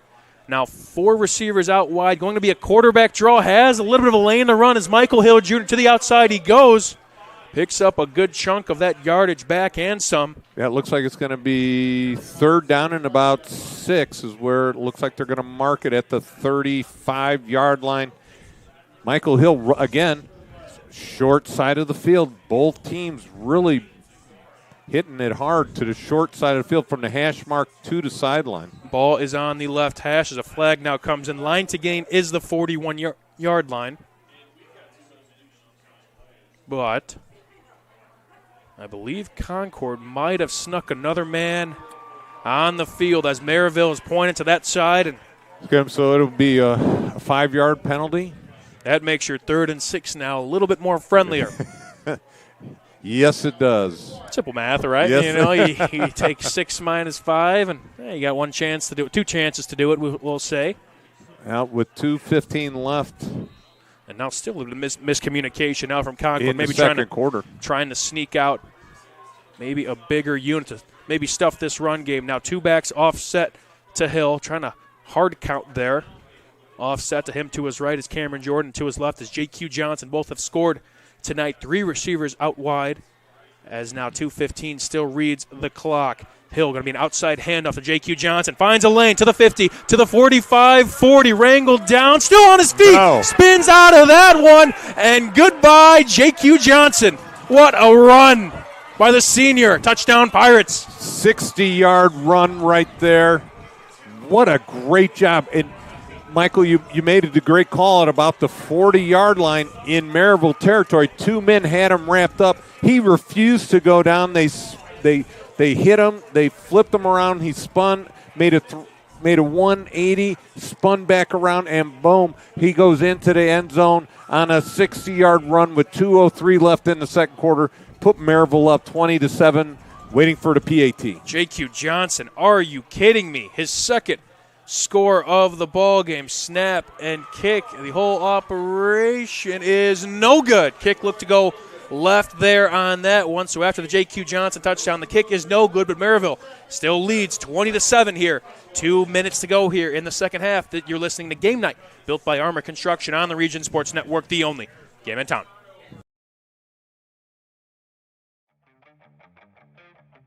For 26 years, Armor Construction has been beautifying homes across Northwest Indiana. From expert roofing and durable siding to eye-catching custom copper work, Armor Construction does it all with the highest quality and integrity. Serving Lake, Porter, and LaPorte counties, trust the best exterior construction company in Northwest Indiana to protect your investment.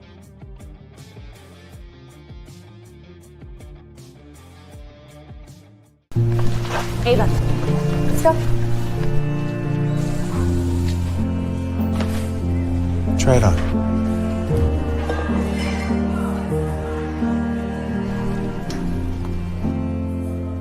The shortest distance between 2 people is a smile. That's why we're committed to fighting hunger in our communities until everyone has a reason to smile. Strack and Van Til, where making life easier starts with a smile. Back here, you're listening to Game Night on the Region Sports Network, all built by Armor Construction. We want to give a big shout-out to special game day sponsors who made tonight possible. Burke Costanza and Carberry, attorneys at law, McAllister's Deli in Merrillville, and La Torria, Mexican Bar and Grill in Merrillville. Also Catch 22, not too far from here, helping us out here tonight. This is all a fan appreciation freebie. Yes, this is an audio-only broadcast, so for those asking in the comments, where's the video at? This is an audio broadcast, but hey, We're putting this on for you guys. You all make this possible. We cannot do it without you, the viewers, and also some others making this possible. Now here for a Quintel kickoff made possible by Quintel Incorporated. Concord gets the ball about the 5-yard line, gets to the 20, to the 25, takes a big hit there, but wrestled out of bounds by a few Merrillville Pirates. But J.Q. Johnson, one of the more fun plays we have seen here in the first half, was kind of almost dead to rights after a pretty good gain. Then, let me pick up 40 more, spin off a couple would-be tacklers. And it was just supposed to be enough to get the first down. It was 4th down and 1. He cuts it. He goes with the blocking to the right side of that offensive line, cuts it through, and about 15 to 20 yards downfield, 2 guys had him wrapped up, thought they thrown him to the ground. He spins out of it and runs the rest of the way for the touchdown. All touchdowns tonight are on the ground in the running game. 51 yards, 80 yards, 19 yards, and 60 yards, all on the ground rushing touchdowns. Jay and I will break down the first half, but we'll also talk about the Strike and Vanto hometown scoreboard. Last we saw, for those looking at home, for the other 5A game happening downstate, I believe New Palestine was up big, 27-0, the top team in the class of 5A, potentially trying to punch their ticket to the Luke, and they'll play the winner. New Palestine will potentially play the winner of this one, as Merrillville fell down 7-0, responded with 20 unanswered, and now it's up to Concord to potentially respond before half. Brunner is back to pass. Will step up, will roll out and take a run here. Slides down with a pickup of about 7 there. Yeah, 7-8 yards. Good job of the quarterback, Brummer, right there, being able to see that everybody was covered. They only rushed 3 on the play, Merrillville, and he had a huge lane to run. I think when Merrillville only rushes 3 or 4, they need to have a spy on him. Merrillville received the ball to start the game, so they could go 2 for 1 here. The Minutemen, a bubble screen out to the right is Brevard. Brevard, shifty as ever, bounces outside, gets out of bounds, more importantly. Right at the first down marker. Let's see where they mark it. I think they'll give him enough there, and that will be Reese Brevard. Another catch for the senior, 47 on the year coming into this game, 429 receiving yards, and a score through the air.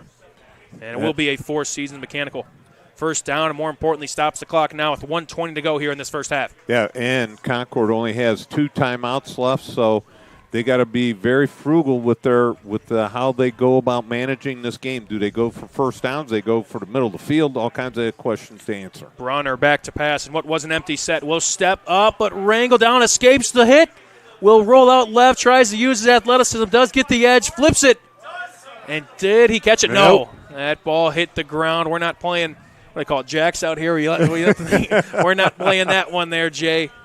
That ball hit the ground The main thing is that the quarterback, Bo Brunner, got away from the pass rush and was able to throw the pass down the field and get it incomplete and stop the clock. Yeah, Keith Edwards on the pressure there, the senior star, as they call it for the Merrillville defense, an outside linebacker, a rover, one of those versatile positions, 6 foot, 180 pounds, the senior. There's only 8 games played coming into this night, but 76 total tackles.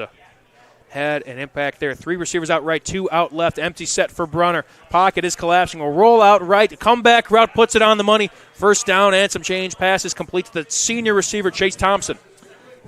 Great job, Chase Thompson, coming back to the ball.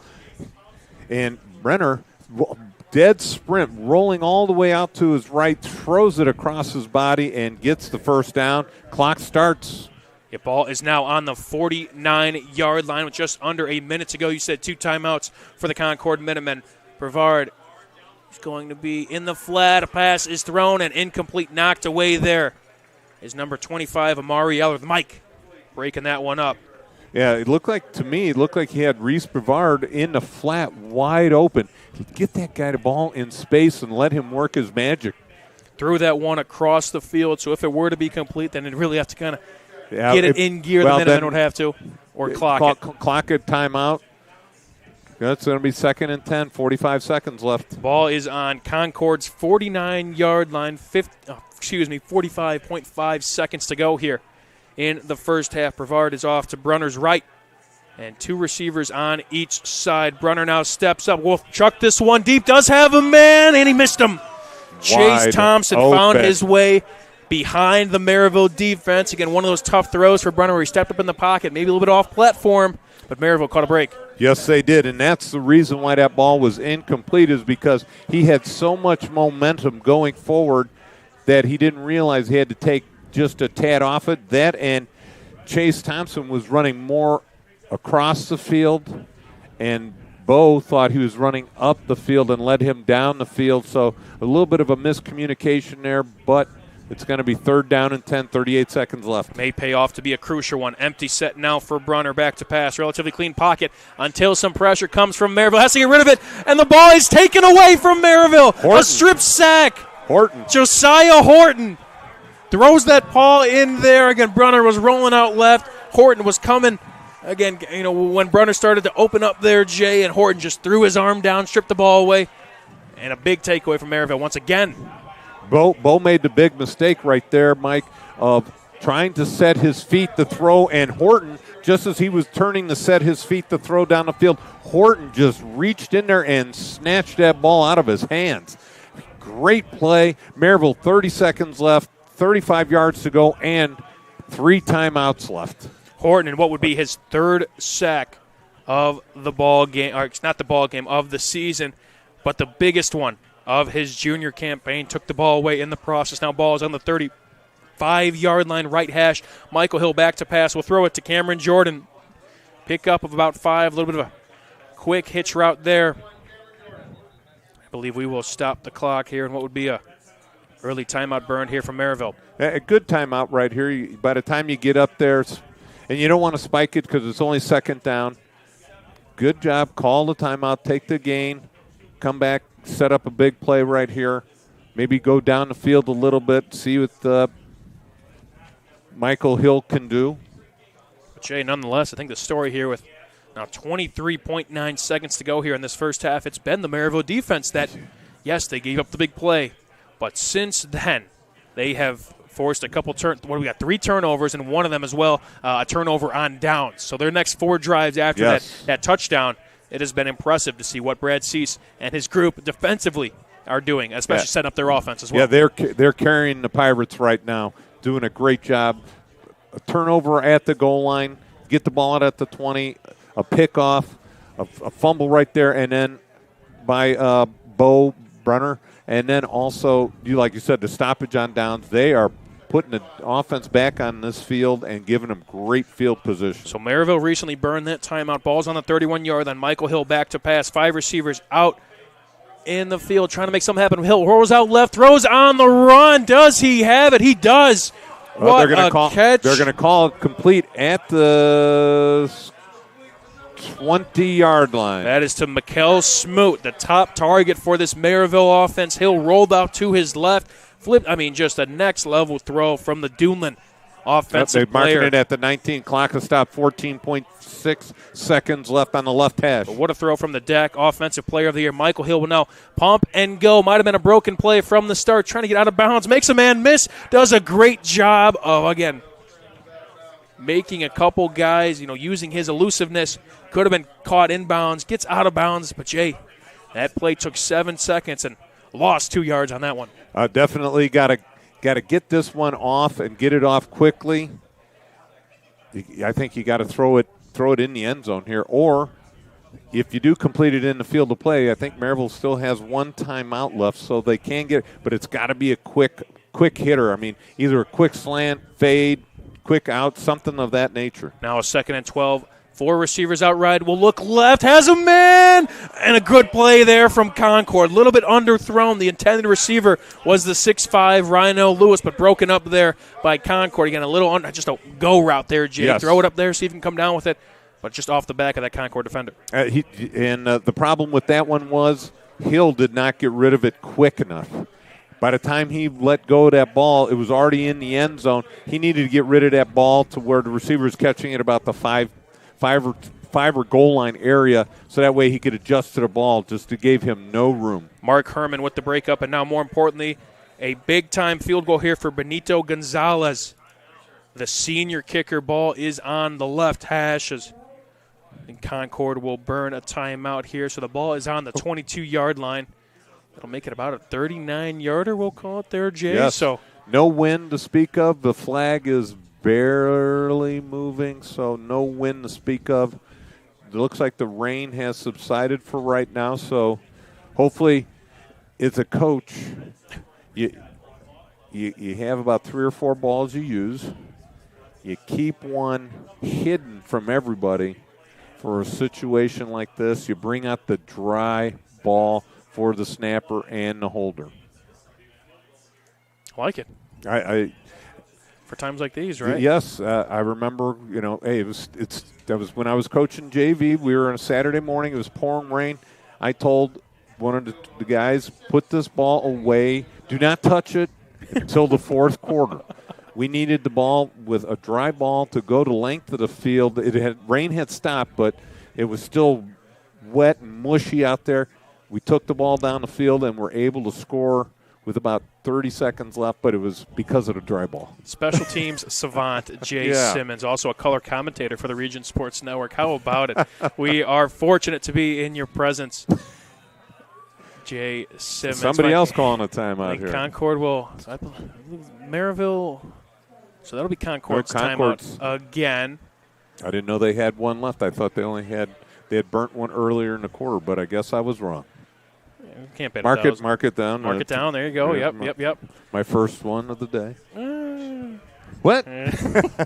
But hey, nonetheless, 2.4 to go here. Once this kick does get up on the field, it'll be Benito Gonzalez, the senior kicker, trying to make it 23-7. What do we got going on after the game tonight, what has been Mike? An explosive first half. Yeah, Jay, you and I will be back at it once again. We'll spend another night with each other. We'll have the wrap-up show as well, so breaking down kind of all of the region action more importantly, and then if anything big happened downstate. Hey, will we be getting picked up in the RSN helicopter? We might. Well, we may have to work that out. I got to send that text in come the halftime. But feel free to stay around the halftime, too, as Jay and I will break down, as well as read some scores on our Strachan Van Til hometown scoreboard with all the scores going on around the state. But now, more importantly, snap is good. Kick is – does it have the leg? It does not. So it will fall just short. Benito Gonzalez with the kick. Looked to be a pretty clean operation. Yes. Just did not have the leg. But nonetheless, the Merrillville Pirates enter the first and the first half, I will say in this one here, Jay, 20-7 with the score. You and I will break down the first half. But first and foremost, we'll have the Commissioner's Corner. But we will be back here to break down all of the action. Here, this is Game Night, built by Armor Construction on the Region Sports Network, the only game in town.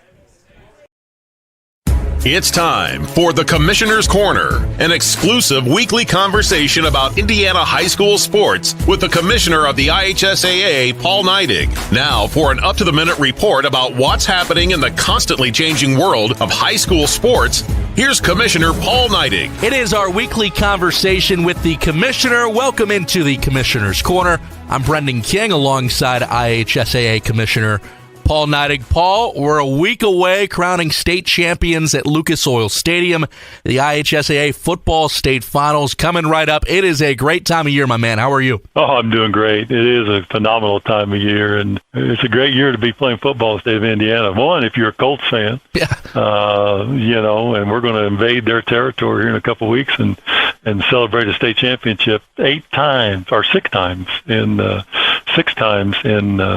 2-day span. So we're excited about it. I think that's something worth talking about every single year. And I'll never forget the first time I ever had a chance to broadcast a state championship. It was 2021, and I'll never forget it because Drake Bowen and Andrean won the game that I broadcasted. Of course, now Drake Bowen starring at Notre Dame. But the guy that was playing on that field on Sunday against the Indianapolis Colts was a guy named Tom Brady. And those are the moments and the storylines that you're not going to get anywhere else, because you think about it, Paul, you're going to have 6 tremendous state championship games, and then the Colts are going to play on that turf on Sunday. That is so unique, and that happens nowhere else. Oh, it is. It doesn't happen in many other spots. I mean, there are a few state associations that champion their state championships in their professional facilities, but the relationship that we enjoy with the Indianapolis Colts is just different here in Indiana, from how they support the coaches associations and, coach of the week, and then they celebrate the teams. The teams that win the state championships come back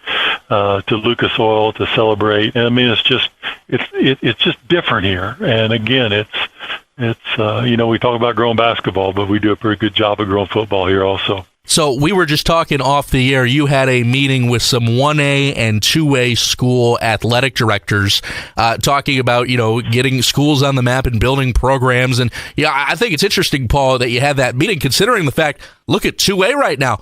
3 of the final 4 teams in 2A are all undefeated. And then the 4th team is Andrea, and you talk about that state championship history there. So 1A and 2A football and sports in general, Paul, continues to grow. It does. And, one of the things that we know here at the association is it's so important for us to listen, and we have schools of all sizes. We have schools in Indiana that are less than 100, and we have 2 that are right at 5,000 students. But we have to listen to our schools, and the majority of our schools in the state are 1,000 students or less. And so we had a great meeting here today with about 30 athletic directors to come in and let's just talk education-based athletics and do our rules work for smaller schools the same way we work for our largest schools in the state. And so great conversation today here in the office. That's Paul Neidig, the commissioner of the IHSAA. I'm Brendan King. This is the Commissioner's Corner. Paul, of course, this time of year, it's almost transition time as well. You're going from football right into basketball. Girls basketball has been underway for a matter of weeks. Boys basketball right on their tails. And of course, one thing I'm sure that gets brought up consistently, it's a proposal from the Coaches Association, is the shot clock and, the opinions on that every single year. Can you talk through that as you get set for another basketball season? Well, it's certainly something that's really discussed a lot, and with our friends to the south in Kentucky and Illinois recently adopted it. It continues the conversation here in Indiana, and our Coaches Association is looking at it and surveyed their coaches. And I can see the aspect of having a shot clock, but I attend a lot of games, and I just don't see games where the possessions run a minute or longer. I also think that we have the best coaches in the world coaching Indiana high school basketball. And if the name of the game is possession control and being able to put your team in the best position to be able to win a game, I struggle taking that tool away from our coaches. But time will tell. We'll see what happens here, and we'll take all the information we can get. And at some point, we'll continue to look at whether it's going to happen here in Indiana or not. You're the best. Really fun week coming up. Looking forward to seeing you next weekend, Paul. And we'll crown some state champions at Lucas Oil Stadium. We'll see you then. See you then. Thanks for listening to The Commissioner's Corner with IHSAA Commissioner Paul Neidig, and thank you for your continued support of the high schools in your community. Back here on the Region Sports Network, this is Game Night, built by Armor Construction. Mike DeWan alongside me is Jay Simmons. Time for some scores before we get into it, all courtesy of the Strack and Van Til Hometown Scoreboard. This is going on our Facebook, on our YouTube, and Region and Instagram, and regionsports.com. So let's get into it. We will start with let's take it down, Mike. The 1A, and then we'll make our way up. So Pioneer up 10-0 over South Adams. Pioneer at 3 in the poll to South Adams is 10. South Putnam up 14-7 at the Southern Semi-State at the 1A class. A game on the Region Sports Network, a good one nonetheless, but Andrean just next door to us, 17-6 over Adams Central. That game is in the second quarter. Go 59ers. Keeping things rolling. That's in the 2A in the Northern. At the South, we have Brownstown up 24-7 in the third quarter. That's in the South of the 2A. At the 3A, Fort Wayne Lures up big on Miles McLaughlin, Russ Radke, and the Knox Redskins. 28-0. Knox hoping to keep that trend, keep things going. A game that got postponed till Saturday, it looks like, down south, as Gibson Southern and Cascade will play tomorrow to decide the South at the 3A. That's news to us up here in the booth. At the 4A class, Dwenger up 13-7 on South Bend St. Joseph, and the South of 4A. Heritage Hills down 7-14 to Indianapolis Roncalli. Of course, here the scoreboard you see on the screen, 20-7. Merrillville leads in the northern half of 5A, and New Palestine up big in the fourth quarter, going to punch their ticket potentially to Lucas Oil Stadium, 35-0. Up big on the third-ranked Bloomington South. That's in Panthers. The fourth quarter. Yeah, moving. A good one at the 6A Northern Semi-State, 14-14 between Westfield and Carroll. And finally, in the south of 6A, Warren Central down 24-0 over the unbeaten Brownsburg Bulldogs. You can follow all of tonight's Region football scores live on the Hometown Scoreboard, streaming on youtube.com/regionsports, facebook.com/regionsports, and regionsports.com, courtesy of your neighborhood Strack and Van Til. We'll be back here to break down the first half. You are listening to Game Night, built by Armor Construction on the Region Sports Network, the only game in town. Hi, my name is Mark Macknick. I'm the owner of Mark Macknick CPA firm in Highland, Indiana on Kennedy Avenue. I've been working with Region Sports for years now. Started working with Chris years ago, just on some special projects, advertising here and there. After a while, kind of increased the advertising. Mainly was doing it for the community involvement. It's such a great network and program they do with the high school sports. But as time went by, I started getting on there more frequently. And then the phone starts ringing. And I was getting calls all the time from people. Hey, I saw your ad on so-and-so football game. I saw your ad on a basketball game. And it's really helped my business. It's increased the volume. We're a tight community in Northwest Indiana, sports-wise, and just a lot of community involvement. So that's mainly why I got into it. I remember watching one game. It was a basketball game, and I think there was a little bit of an altercation. And as the altercation was happening, my ad was right on the bottom, and someone typed in, "I wonder what Mark Macknick's thinking right now." And I was thinking, wow, this is awesome. It's really been a great feature for my business. It's the only advertising I do. I don't advertise anywhere else other than Region Sports.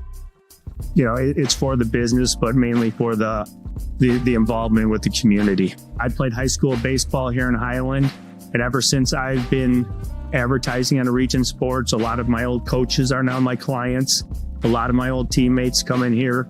My recommendation, if you're a business here in Northwest Indiana, I think Region Sports is, for your money, it's one of the best places that you can advertise. I mean, I can advertise on billboards. I could do anywhere I want to. And I choose Region Sports, mainly because I get a lot of feedback, especially on the high school level. A lot of the parents, if they can't make a game, they're watching it online. They're watching a replay, the grandparents.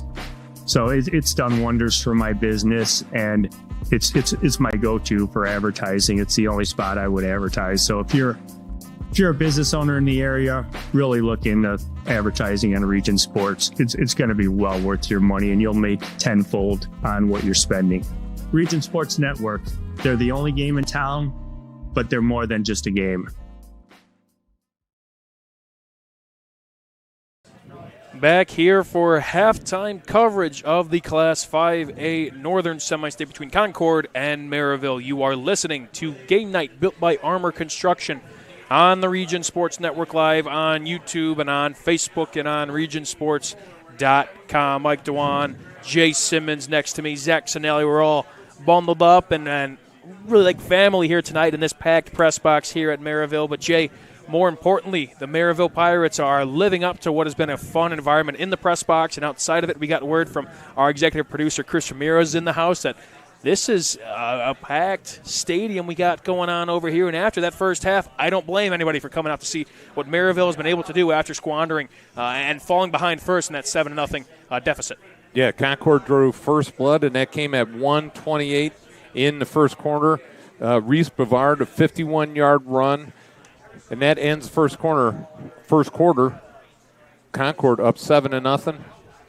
And then Concord, Merrillville punts or fumbles, and then Concord takes the ball down the field right at the start of the second quarter, and as the quarterback is going in, Bo Brenner is going into the end zone, gets hit as he's turning to try and get the ball over the goal line, fumbles it. Merrillville gets the ball back. Next play, Cameron Jordan, 80-yard run. That came at 9:18 left in the second quarter, and it has been Merrillville ever since. You got J.Q. Johnson, 19-yard run, 5:04 in the second quarter. J.Q. Johnson, 60-yard, unbelievable run at 2:03 in the second quarter. PAT miss. That's where you got it right now at 20-7. Yeah, so since really, again, Reese Brevard kind of opened things up for Concord, the Minutemen have been able to drive the ball down the field at times, put together some good drives, but Merrillville, the defense is standing tall, taking the ball away a couple times. Greg Hughes find himself.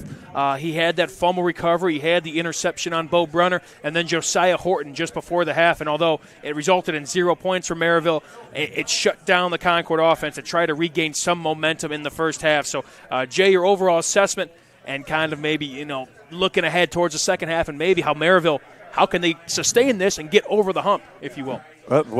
When you get 3 turnovers in one half, that bodes well for your defense. And then also a stop on 4th down and 1 for the Pirates defense. So the Pirate defense is stepping up and playing a great first half so far tonight.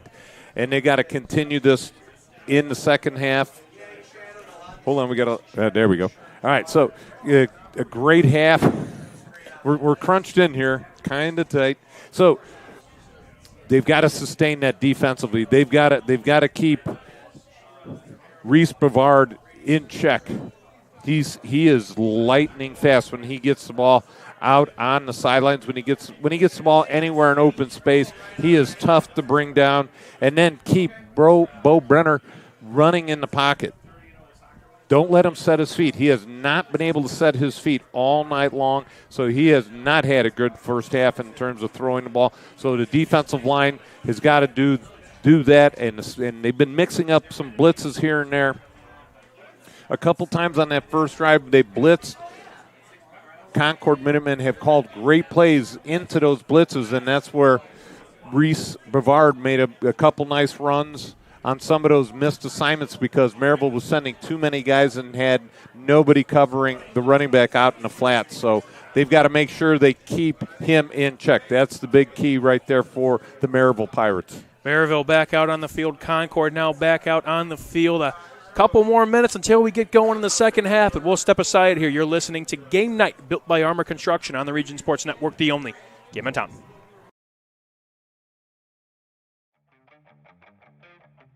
For 26 years, Armor Construction has been beautifying homes across Northwest Indiana.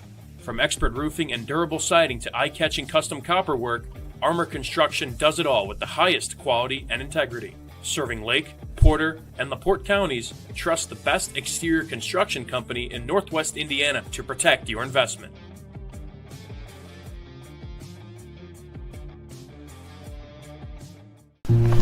Ava, let's go.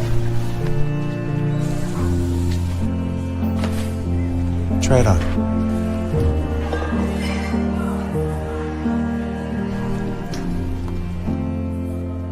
The shortest distance between two people is a smile. That's why we're committed to fighting hunger in our communities until everyone has a reason to smile. Stratton Van Til, where making life easier starts with a smile. Thinking about what to do after high school? Consider a career with Boilermakers Local 374.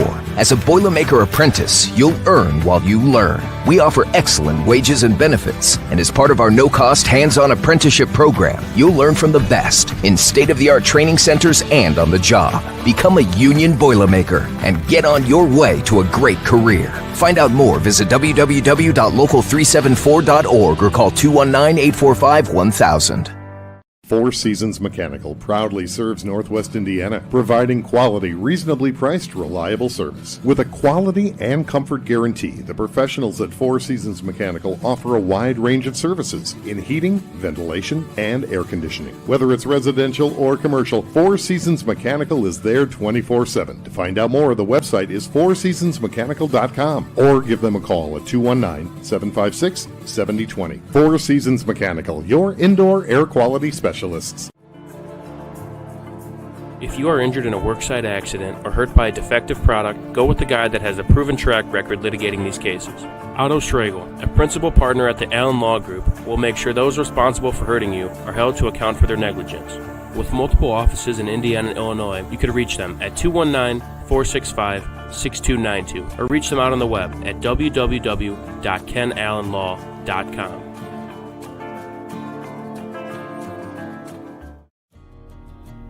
At American Testing Services, based in Hobart, Indiana, We specialize in NDT drone inspections and heat treatment services for local mills, fab shops, and facilities across the country. From Northwest Indiana to nationwide, we deliver precision, safety, and reliability. American Testing Services, America's trusted name in NDT.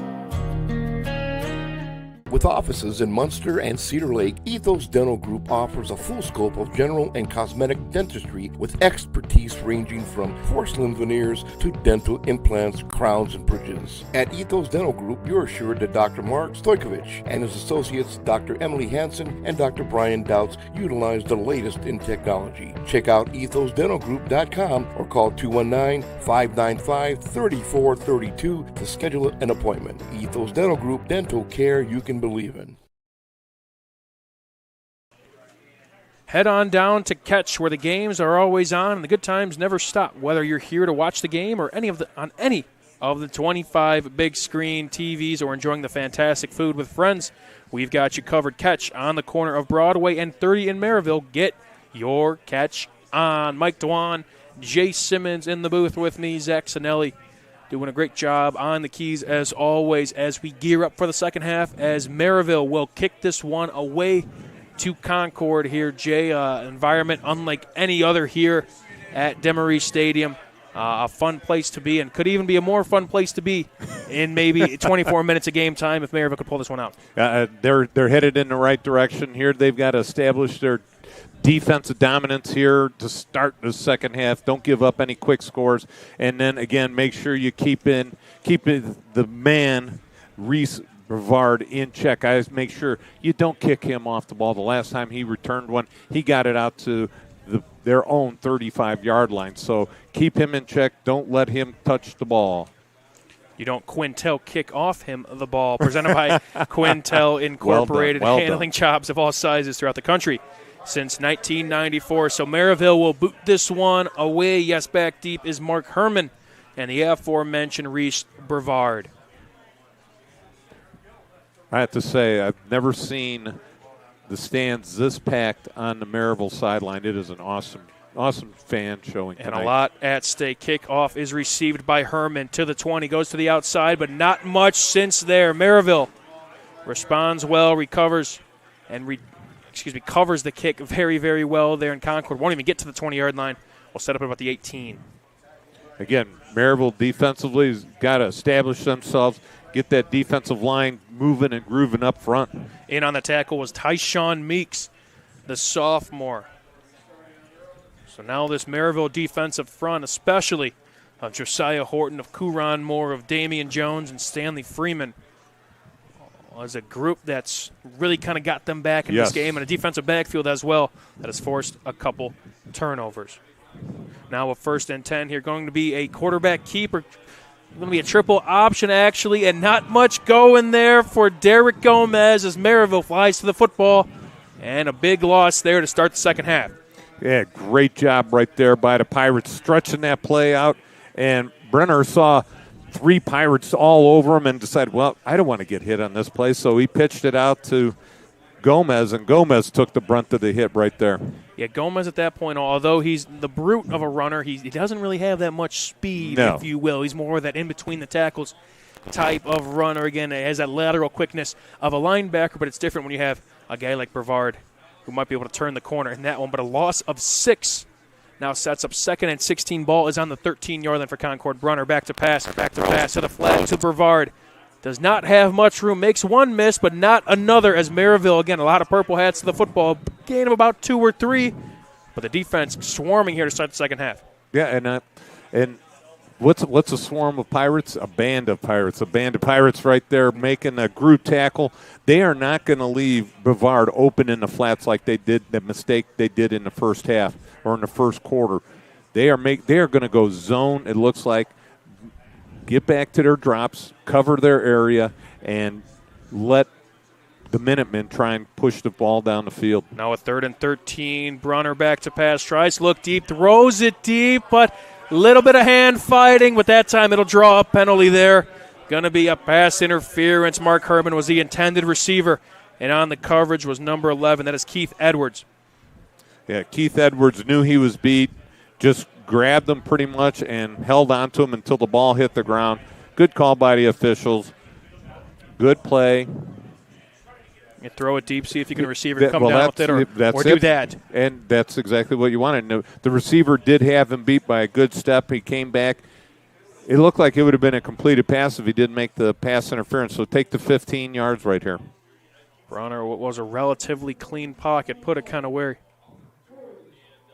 it needed to be. So as we heard the announcement, I think there were 2 penalties on the field actually on the Merrillville Pirates. Talked about that passing interference. I believe there was a defensive holding. Yes. Okay, so we had a holding and we had the passing interference. So they will decline the hold and take the pass interference. And again, the intended receiver was Mark Herman, the sophomore, who had a big pass breakup on the Merrillville Pirates. More importantly, first and 10. First and 10. It looks like they're spotting the ball at the 31-yard line. Good job by the officiating crew. Be 4 Seasons first down, the first one here of this half for the Concord Minutemen, your Northwest Indiana heating and air conditioning specialist. 4 Seasons Mechanical in Merrillville. 2 receivers on each side of Brunner. Offset to him is Derek Gomez. Going to be an inside handoff to Gomez, and not much there again. The Pirate front, Josiah Horton, first one on the tackle. Yes, he was. He pushed his man straight back into the runner and then got off his blocker and just tackled him right there at the line of scrimmage. No gain. The defensive front is doing a great job just stifling the run.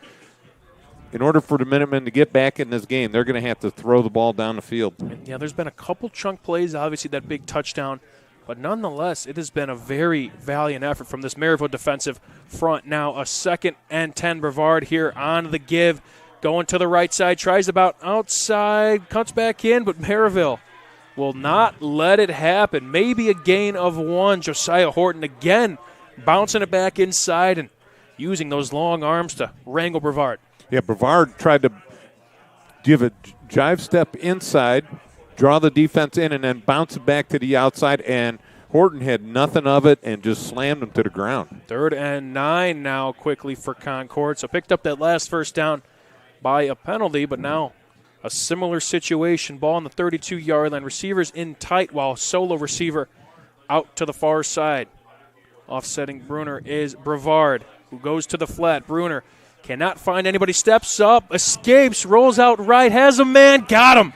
Derek Gomez, and making a play is Bo Brunner, who really kind of went a little improv there. Jay, pocket kind of collapsed, stepped up, made a nice throw to this fellow senior. Yeah, Bo Brunner does a great job extending the play to the outside. At first, Mike, I thought he made a mistake because he reared back to throw it. He had the first down with his feet, but just enough for the first down. But Gomez open about 20 yards downfield. Big pickup for the Minutemen. A big 3rd down conversion there once again, setting them up now in enemy territory. Ball on the 43-yard line. Man in motion is Herman. Going to be a handoff to Brevard and gets to the 2nd level, then wrangled back down by a Pirate or 2, but not after a good gain there for the senior. Looked like Antoine Jenkins on the tackle. Jenkins, I think I saw Keith Edwards as well. But still a nice pickup, 2nd down and about 4 for the Minutemen. Ball on the 37-yard line. Concord trying to score in the north end zone, and they're all whites. Merrillville rocking the all-purple uniforms. Good uniform matchup here. Yes. But a bigger game at stake. A trophy on the line with 8 minutes to go here in the 3rd quarter. Inside handoff to Brevard. And Merrillville stands tall, maybe got back to the line of scrimmage. Josiah Horton, Kuron Moore, Damian Jones, that defensive front, very, very solid in between the tackles. Yeah, very active. Kuron Moore and Josiah Horton just stopping on that left side of the defense, just tightening up, and it's going to be a big 3rd down and 4 play. Mike, at 7:30 left in the 3rd quarter, down 13. Do you think you go for it here? I think this is a big third down to decide that here, Jay. All right, well, let's see what happens on third down. If you get 4th down and 1, yes, I go for it. I like it. Receivers in tight. Brevard off to Brunner's left. Going to be a hand off to the senior back. Picks up enough for a first down just at the line of game, but I believe he got there. And we got a flag after the play, and we could only wait and see. We're looking at the Concord faithful down on the sideline. They're clapping their hands, so something might have been said. Well, either that or a little extra hit as they threw Brevard back into the bench a little bit, and as soon as they saw that, the official flag came out. So a couple big penalties on the Pirates in this drive. Let's see. They're talking this one over, and after the play, going to be a personal foul. So, yeah, what was a pretty clean first half. Yes, you had a couple holding calls on more so on Merrillville's side, but, I mean, nothing after the play like this. Obviously, the passing interference give them a 1st and 10, and now an after-the-play foul sets them up in the red zone. Ball is now on the 18-yard line. What would have been a first down now is obviously a little bit more than a first down. Yes, because they'd have gotten the ball first down about the 29-yard line. Now they've got it at about the 18-yard line. So now an empty set for Concord Bro-Bunner, and we have Reese Brevard in motion. Going to be a play fake to him. Man across the middle. Big hit there. And the ball is jarred loose. What a hit there from Warren Brown. A clean hit, too. No flags on the field. The Concord receiver is down. Just a bang-bang play, Jay, there right across up the seam and dislodged him from the football.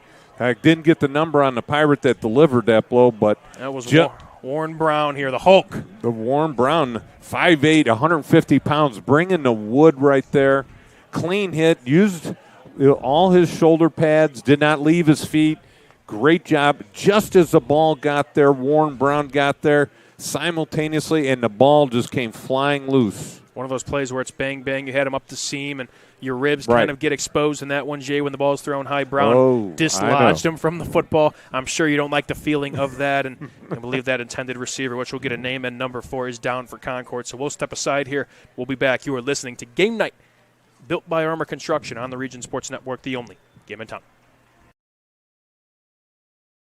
Four Seasons Mechanical proudly serves Northwest Indiana, providing quality, reasonably priced, reliable service. With a quality and comfort guarantee, the professionals at Four Seasons Mechanical offer a wide range of services in heating, ventilation, and air conditioning. Whether it's residential or commercial, Four Seasons Mechanical is there 24/7. To find out more, the website is fourseasonsmechanical.com or give them a call at 219-756-7020. Four Seasons Mechanical, your indoor air quality specialist.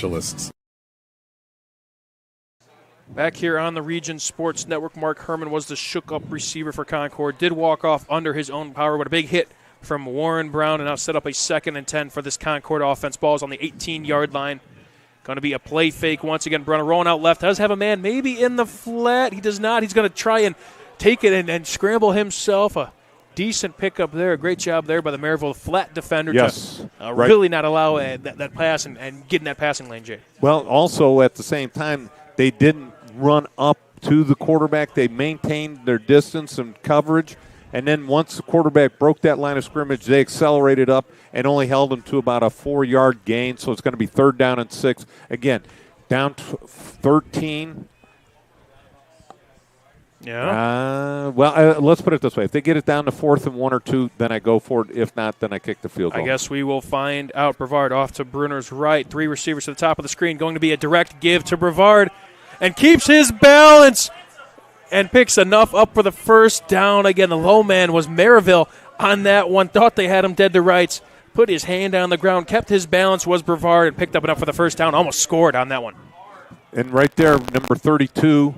Jasavion Ellis. Yeah, Jasavion Ellis looked like he had the tackle, and Brevard was able to keep his balance. It looked like he was literally inches from the ground, was able to keep his balance, and popped it up for a gain all the way down to the 3. 1st and goal at the 3 for the Minutemen. What an explosive drive, an explosive player as well, Brevard. It's going to be an inside handoff to him. That'll be a touchdown. And rightfully so, and what has been a heck of a drive by number 1 in white. That time an inside give to Reese Brevard for his 29th rushing touchdown of the season. Yep, 2nd one tonight. Brevard just putting this team on his back and carry him all the way down the field. The opening drive, 5 minutes and 34 seconds. I did all that. That was good. Yeah, all in my head. That was really good. But no, a punch in the mouth from the Yes. Concord Minutemen to open up the second half. And on that simple ISO play, Reese Brevard just walked into the end zone. And he will hold the ensuing extra point, which is good by a country mile. What may loom large and what is shaping up to be a good one here at Merrillville High School. Merrillville still up 20-14, now 6:26 to go here in the third quarter. You're listening to Game Night in the Region, built by Armor Construction on the Region Sports Network, the only game in town.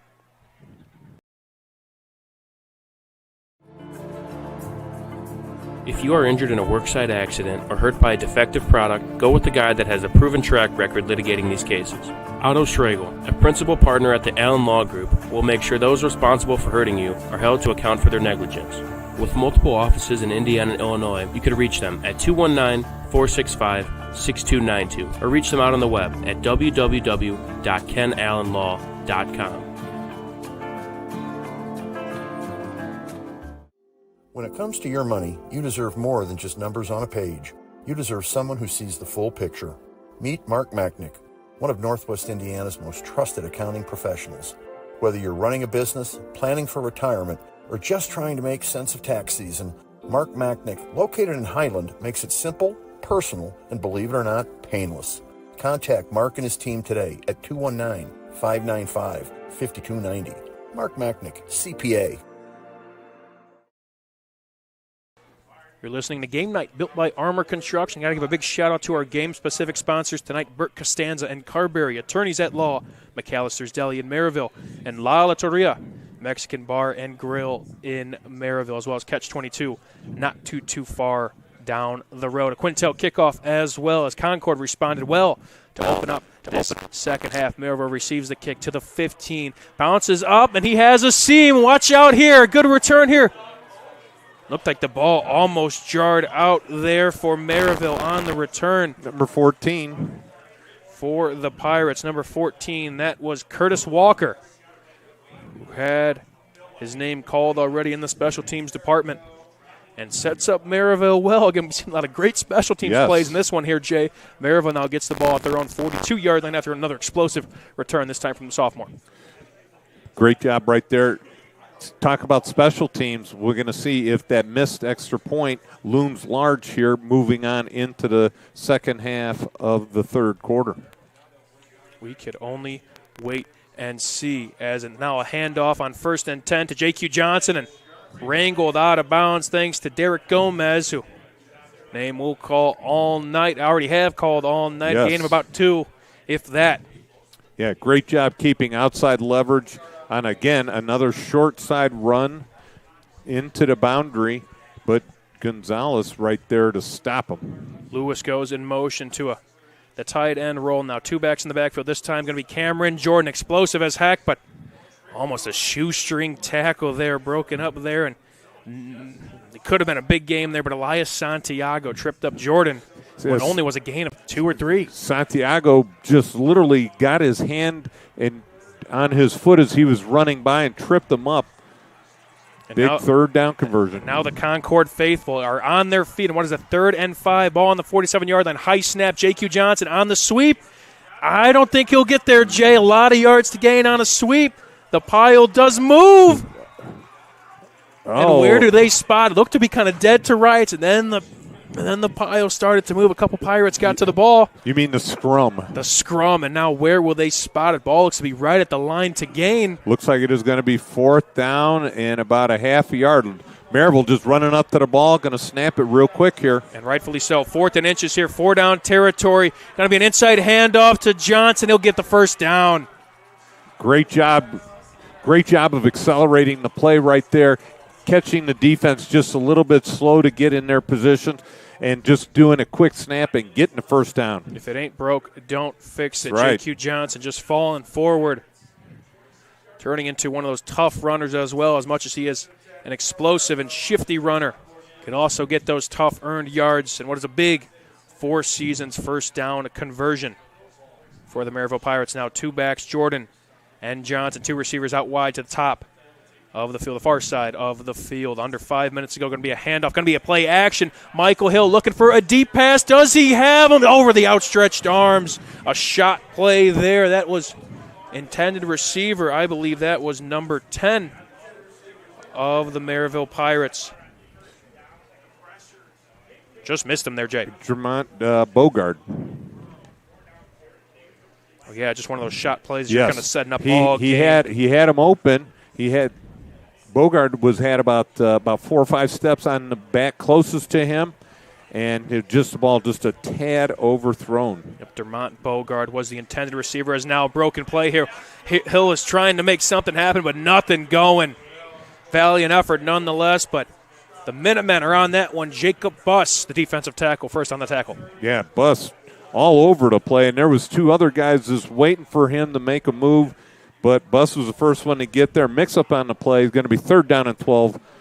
Another big conversion down for the Pirates on this drive. And now here we go, Jay. 3rd and 12, 48-yard line of Concord, and the fans are to their feet on the other side. Coming from Elkhart, a team that has not played a home game, a true home game this year. Their field undergoing renovations. Boy, we've got to scramble trying to get these receivers set with only 3 seconds left on the play clock.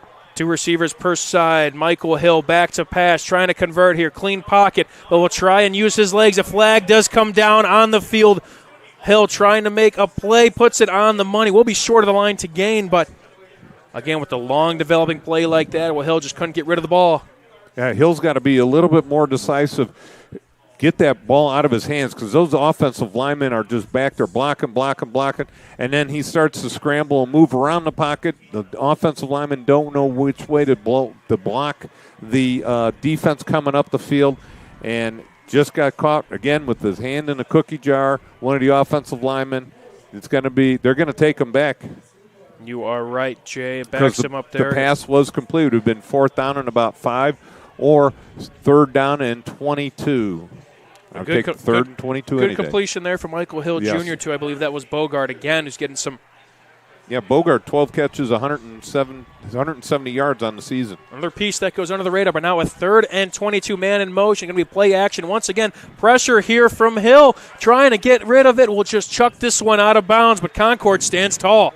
It looks like they were trying to set up a screen pass to Cameron Jordan, but just too much pressure too quickly by the offensive lineman, letting the defensive lineman go and not getting out in front of Jordan. So bad communication by the lineman. Donovan Arnold blew up that play. Big number 77, 5'11", 315, 40 tackles to his name, 3 sacks, and a big-time quarterback pressure on the elusive Michael Hill Jr., who threw that one away. Now a 4th and 22. Ball is on the 42-yard line of Merrillville. Looking to boot this one away. Punt is off. It is a liner. Takes a little bit of a Merrillville hop will roll out of bounds at the 24-yard line, away from the dangerous Reese Brevard. But Concord now stands tall. 2 drives in, a lengthy touchdown drive from the Minutemen, and now a couple first downs from Merrillville, but they stand tall. And now a chance, Jay. 6-point game, 3:30 to go here in this 3rd quarter. That extra point may loom large. Yeah, Merrillville defense has got to stand tall, answer the bell right here because it is their time to make this game go the Pirate way. Be sure to stay with us after the game as Jay Simmons and I will be back at the Centier Bank studio to recap all of tonight's action from around the region. We also have a game going on not too far from here at Andrean High School. But we're in the here and now as Concord takes over. Man in motion is Gomez. Had a clap signal and a flag on the field right after that. Might have been a false start there. Yes, definitely a false start. Going to back them up. Not the way you want to start a game-tying, possibly game-taking lead drive. It's going to be back up 5 yards, 1st and 15 for the Minutemen. So the Minutemen getting the ball initially on the 24-yard line. We'll back them up to the 19. But, yes, killer on the first play of a drive that you have a chance to really kind of shift momentum in your favor. But now, after that penalty of 1st and 15, as Bo Brunner, the quarterback, the senior, trying to lead this Concord squad to a historical state finals appearance, as he will give it to his classmate, Reese Brevard, who has a little bit of a lane, a little bit of a jumping hurdle, if you will, and a good first job play right there. A little bit of a juke hurdle, a jurtle, if you will. And again, to pick up some of that penalty yardage pack and more. Gain of, then some. We'll call it 13. Yeah, it looks like it's going to be 2nd down and 2 for the Minutemen.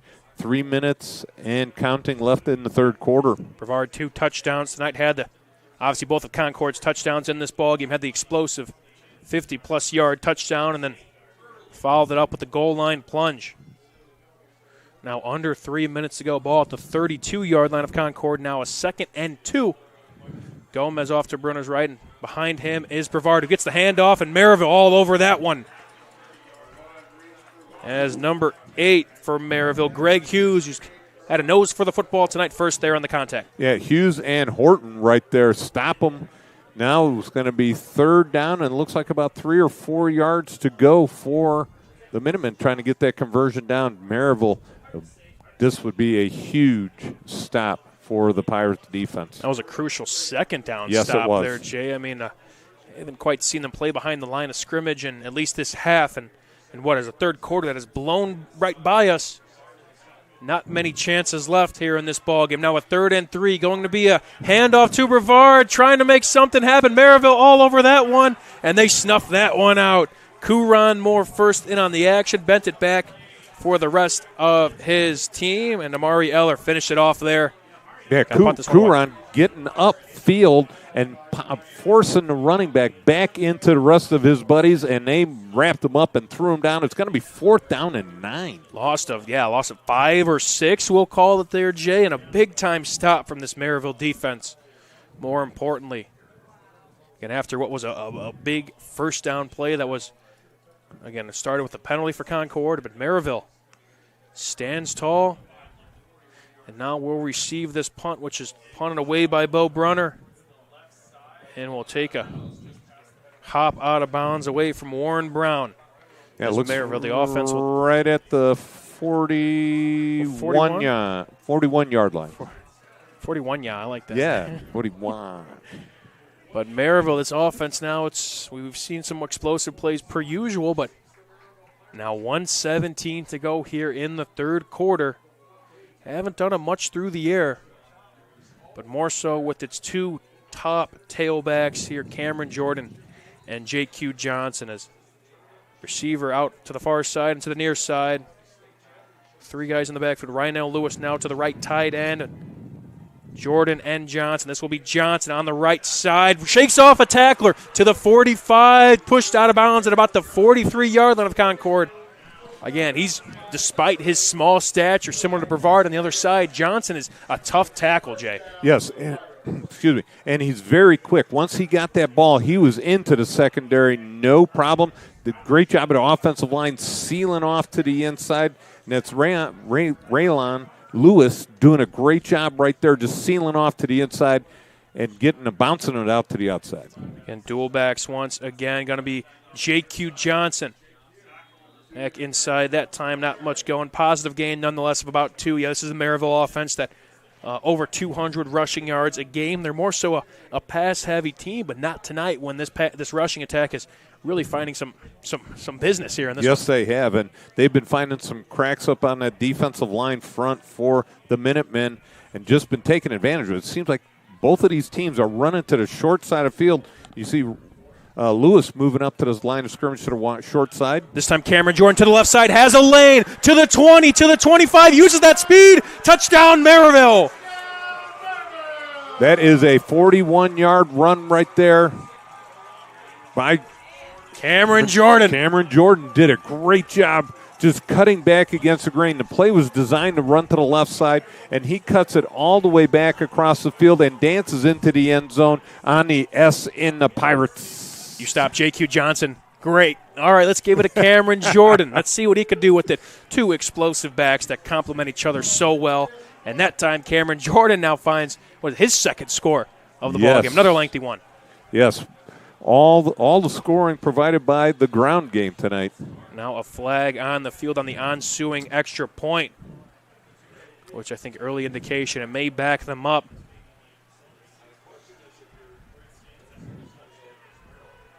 But what a run. Again, a similar sweep play we've seen all night. Get your athletes the ball on the outside and let them make a cut. And that time it was Cameron Jordan. One cut and goodbye. Yes. A 5-yard penalty there for Merrillville will back them up, make this extra point a little bit tougher in what is now a 26-14 ball game. And just the speed of Cameron Jordan, he just literally outran the entire secondary of the Minutemen. Now Benito Gonzalez with the ensuing extra point. Did miss one today, but now we have another another penalty. Now fingers are pointing on both sides. So, and again, people just might be pointing just a point. But we should wait and find out. As the referees will meet up, and this could back Merrillville up some more or put it back to where this originally started. As they are going to wave this one off, so after all of that, we will get back to what will be from the 7-yard line, the ensuing extra point, what was the second of 2 electrifying touchdowns from Cameron Jordan. And now Benito Gonzalez back to kick. Snap is on the money. Kick is up and away, and that time right through the uprights it goes. Merrillville up 27-14, 31 seconds to go here in this third quarter. You are listening to Game Night, built by Armor Construction on the Region Sports Network, the only game in town. Located in the heart of downtown Indianapolis, the newly renovated Hampton Inn is within walking distance to over 30 restaurants and attractions, including Lucas Oilfield and Gamebridge Fieldhouse. Hampton Inn has much to offer, including a hot breakfast, high-speed internet access in every room, as well as a fitness center. Why wait? Make your reservations today. Call 317-261-1200 or make them on the web at hamptonin3.hilton.com. Hampton Inn, Indianapolis, downtown. One of Northwest Indiana's most respected law firms, Burke, Costanza & Carberry, now has an office in LaPorte. With additional offices in Merrillville and Valparaiso, BCC serves their clients with more than 20 attorneys. Providing trusted counsel and advocacy, BCC practices in a wide range of areas, including estate planning, real estate, and personal injury. BCC is committed to serving the region's growing legal needs. Learn more about Burke, Costanza & Carberry online at bcclegal.com. Back here for Game Night, built by Armor Construction. Merrillville struck late in this third quarter due to Cameron Jordan making another big-time play in what has been a stellar junior season for the Pirate tailback, which now leads us to a Quintel kickoff as Merrillville will boot this one back away, getting back a 2-score lead. More importantly, Mike Dewan alongside me is Jay Simmons.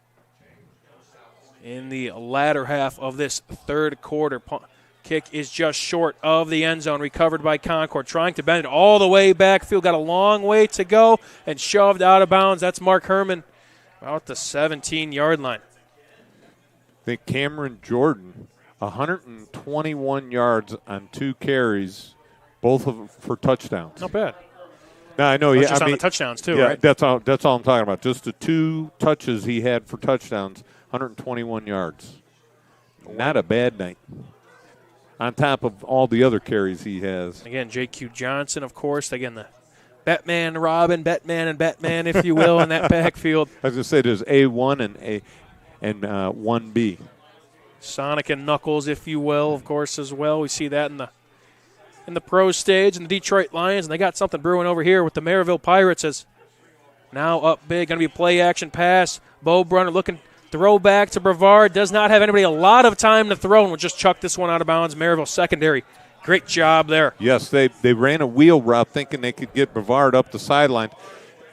The thing was the tight end for the Minutemen sort of gave up on the play. He would have been wide open if he'd have ran his pattern across the field, and he just sort of shut it down and stopped. And then all of a sudden he saw Bo Brunner had nobody to throw to, and he just started to accelerate his pass pattern. So, huge mistake. Starting Merrillville secondary that's done quite well. Antoine Jenkins, Warren Brown, Greg Hughes, DJ Cannon Jr., the listed starters. Now 2nd and 10, Brunner back to pass. Again, time is ticking. Throws that one, and is caught. Just kind of got rid of it, Jay, and put it right on the money. Just Herman kind of threw his hands out there. Mark Herman did, and reeled that one in for a shorter gain of about 5. looks like to number 3, Mark Herman. Mark Herman, great one-handed stretched out catch on that one. It's going to be 3rd down and about 5. Merrillville a quarter away from a state championship bid. Put your 4s up, Jay. We'll be back here. This is Game Night, built by Armor Construction on the Region Sports Network, the only game in town. Catch is an elite sports-themed eatery with over 25 big-screen TVs featuring the NFL ticket. Located on the corner of US 30 and Broadway in Merrillville, Catch is open 7 days a week. Stop in and catch your favorite team while enjoying a delicious entree off of our full menu. With a private dining area that seats up to 40 people, now is the time to plan your private event. Check out Catch on the web at catch22nwi.com. Catch in Merrillville. Get your catch on. Looking for something fresh to eat? Look no further than McAllister's Deli in Merrillville. McAllister's serves up handcrafted sandwiches, fresh salads, ginormous spuds, and of course their famous sweet tea. And they do it 7 days a week. Once you're there, relax and let them handle the rest. McAllister's Deli is located at 8217 Broadway in Merrillville. Dine in or carry out. Call 219-472-0663 or order online at McAllistersDeli.com/Merrillville. Sign up for McAllister's Reward. Earn, redeem, and enjoy. McAllister's Deli in Merrillville. Back here on the Region Sports Network, start of the 4th quarter. This is Game Night, built by Armor Construction, a Strack Advantage hometown scoreboard update. The other game we have on the Region Sports Network, the audio broadcast on Facebook, YouTube, and regionsports.com. Andrean up in a close one, 17-12, just a little bit down the road here on Broadway against Adams Central. Now Concord, a 3rd and 5, a big 3rd and 5, going to be an inside handoff. Going to be a double pass here. How about that? Merrillville did their homework. What an interesting play there from Concord. An inside handoff, and then Brunner rolled out to the flat. They threw it back to him. Pirates all over that one. Yes, they were. Well coached right there. Nice, unique play design for sure. And Reese Bavard threw the ball backwards, so it was a lateral. And Brenner caught the ball and got hit by 2 Pirates. Great job of the Pirates reading that play. I believe I remember seeing the nearby Purdue Boilermakers run a play very, very similar. I wouldn't be copying anything later. The Hoosier super fan here, Jay Simmons, but a 4th and 6 now, and early indication is Concord's going to punt this one away, and they will do just that. Bro Brunner puts a line drive into that one. A flag does come out on the field back by the punter. Could be something pre-snap, as Concord will down the ball at the 34-yard line of Merrillville. But now we turn our heads to the official. See what the Hanky is doing on the field here. Both teams sort of have no clue of what's going on. Brunner stayed upright, so nothing back there. And we will have a hold on Concord. I say take the field position. But now Merrillville, Jay, a real chance here. Up 2 scores, 11:03 to go here in this ball game. A real chance, so maybe a put-away drive, if you will. This could be the first nail in a coffin. But Concord, this is a team that has faced adversity before, has faced these roller coaster games, and heck, again, they haven't played a true home game all year. They know how to roll with the punches. Their field's undergoing renovation. So, I mean, they had to play at Elkhart and Mishawaka, and I believe they even played at Lucas Oil Stadium. They had a little a potential preview maybe. Yes. They had something, I think, later in the season, but they haven't. With renovations, they've kind of rolled with the inconveniences and stuff that kind of transpire of a football season. What a season they've had to not have a home game all year and play this well. But now they got one test in front of them here with a 27-14 ball game with Merrillville up in front and with the football now on the 34-yard line. And a little bit of a delay in action here. Got a shout. I guess while we have the delay, we got 3 awards to hand out as well at the end of this one, Jay. We got the Crowd Company's Lantern Man Superhero of the game, the Boilermakers Local 374 Blue Collar Player of the Game, and the Proud to Be Union Play of the Game presented by Ironworkers Local 395. They waiting for the TV timeout to come back, or the man with the radio timeout, right? Mike Dewan alongside me, Jay Simmons. Will be back at the Centier Bank studio to wrap this thing up as well. So feel free to take a look on Facebook, YouTube, regionsports.com. As our producer Zach Zanelli pointed to the lights, the rain is back and it is coming down here Oh, yes. So now the rushing attack may, again, if I see some rain and I'm up 13 points instead of being down 13 points, I'd rather be up in this case. Well, you'd rather be up 13 points anytime Oh, with thanks, Jay. 11 minutes and 3 seconds. Oh, they are going to go back and punt again. So that took, all right. I want that time back. A little bit of a line change, if you will. But they will repunt after what the penalty was holding. So now they got to go. They got to go back, reset the chains. Felt like a couple days ago when that happened, but now all of a sudden we got some rain on the field as well. So now you got to hopefully have a clean operation if you're Concord, because this rain kind of came out of nowhere, Jay. Yes, it did. Well, they said be 50-50 all night until about 9 or 10 o'clock. It's what time is it on our? Yeah, the meteorologist, Jay Simmons, yeah, as well, right. making a lot of titles tonight. That's right. Well, what time is it? I didn't even look at my 8:41. 8:41. Local time. All right, local time. Look at you. So now the ball will be placed. We have it. Let's see. That will reset the chains. This is painful. No, it's something. There's they need to. So, all right, so they set it from where the ball was punted, and they're going to move it back to the 12-yard line. Right, ball is now, on the left hash. I can't remember what game it was this past weekend, but instead of taking the ball where it was, they immediately told them to take it back, make the punt team run down the field again. So think about this, 2 40-yard, 50-yard sprints in a matter of about 30 seconds. Guy ran it back for a touchdown. Just saying.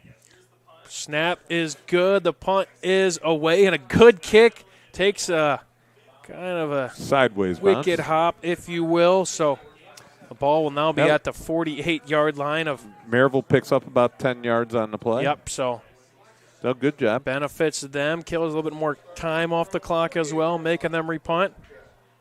And why the clock was running? But here we are. And now the Merrillville offense will take over. And what we were saying when they first punted it, a chance at a put-away drive here, or at least kind of. Can we repeat? We could. We could rewind. Yeah, just and do all that. Again, with the Merrillville offense now takes over. The defense stands tall. And now the ball on the 47-yard line of the Merrillville Pirates. All right, let's see if we can get a snap in the play and the game clock starting to run here. Potentially 11 minutes away from getting over the hump. Hill in the gun, going to give it to J.Q. Johnson, who has a good hole. Good gain of about 11, enough for a first down there. Yeah, great job. Just getting in between those tackles right there. Right in between Jamal Cherry and Jermaine Hemingway. Open up a big hole, and J.Q. Johnson takes advantage of it. An offensive line that's been great. Caden Yes. Ozies, Jalen Carter, and Aaron White as well on that offensive line. This time Cameron Jordan wrestled down there by a Minuteman, if you will. Parker Schaefer was first on the tackle. Again, great job. Keep that ball inbounds. One thing for Merrillville is, as you're running these plays, snap the ball with under 10 seconds left on the play clock. Gain of about 2. I couldn't agree more there, Jay. Burn some time. Take your time. Relax. We're not in a hurry. We're up. So, right now at 10 seconds before the play clock runs out.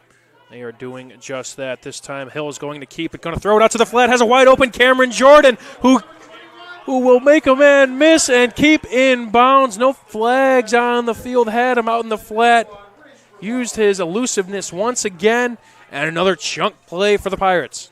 Yeah, and it was number 10, Bogart, down the field making a great block to spring his running back in deeper into enemy territory. Bogart's played very, very solid in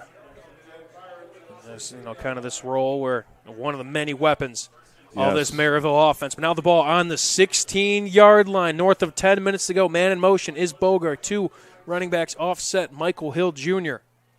Going to be a handoff to the left side. A pretty good hole for Cameron Jordan. Touchdown, Pirates. Icing on the cake right there, baby. He has put in his 3rd touchdown of the night. A hat trick for Cameron Do we Jordan. throw our hats on the field? I don't have that arm. I don't know if I've ever had that arm from where we are from our vantage point, but Cameron Jordan, another sweep to the left side, and he just has that one-cut ability. Put your cleat in the turf and make a guy miss, and he did that once again. A hat trick for one of the top junior playmakers in the area and maybe the state. And when he sticks that cleat in the ground and accelerates up the field, he is unstoppable. The kick is up, and the kick is good. Merrillville up 34-14, 10 minutes to go. You are listening to Game Night, built by Armor Construction on the Region Sports Network, the only game in town. Looking for authentic Mexican flavor in the region? Come and enjoy the fresh, bold taste of La Torria Mexican Restaurant in Merrillville. Located at 540 East 81st Avenue, La Torria is open Monday through Saturday for lunch and dinner. From sizzling entrees to home-style favorites, every dish made with tradition and packed with flavor. And with daily specials, there's always something new to try. Hungry now? Give them a call, 219-472-8262. Dine in or carry out. La Torria Mexican Restaurant. A little bit of Mexico in your own backyard. Some see a wrestling match. We see a 6-minute lesson in grit.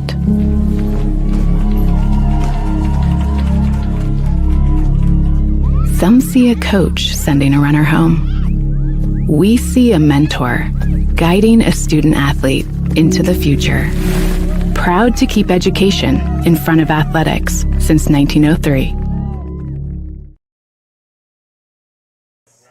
Back here for Game Night, built by Armor Construction. Merrillville now up 20 points here with 10 minutes on the clock, coming to you live from Demarest Stadium, just outside of I-65. A fun night on Broadway, where Broadway we typically associate with bright lights, big stars, and mostly, that Broadway in New York, but we got some bright lights and some big stars here tonight at Merrillville High School. Cameron Jordan, a hat trick. J.Q. Johnson, 2 touchdowns, and a magical performance, if you will, just like the Broadway at NYC. And there's more going just a little bit north of here, too. We'll wrap that, baby. We'll put a bow on that one when we get back to the studio. A good game on the Region Sports Network, but a Quintel kickoff. A reverse here. Goes to Brevard, gets to the 25, and Merrillville all over that one. And not fooled much, trying to pull out the bag of tricks here with now Concord down 20 points. Under 10 minutes to go. Got to try and cut into this lead here quickly. And the rain coming down as well. The weather machine was turned on here where now Concord has to try and play catch-up in less than ideal elements. Yes. In an environment that is, frankly, second to none. We could put it up there with some of the top ones here. We're not going to pick a favorite.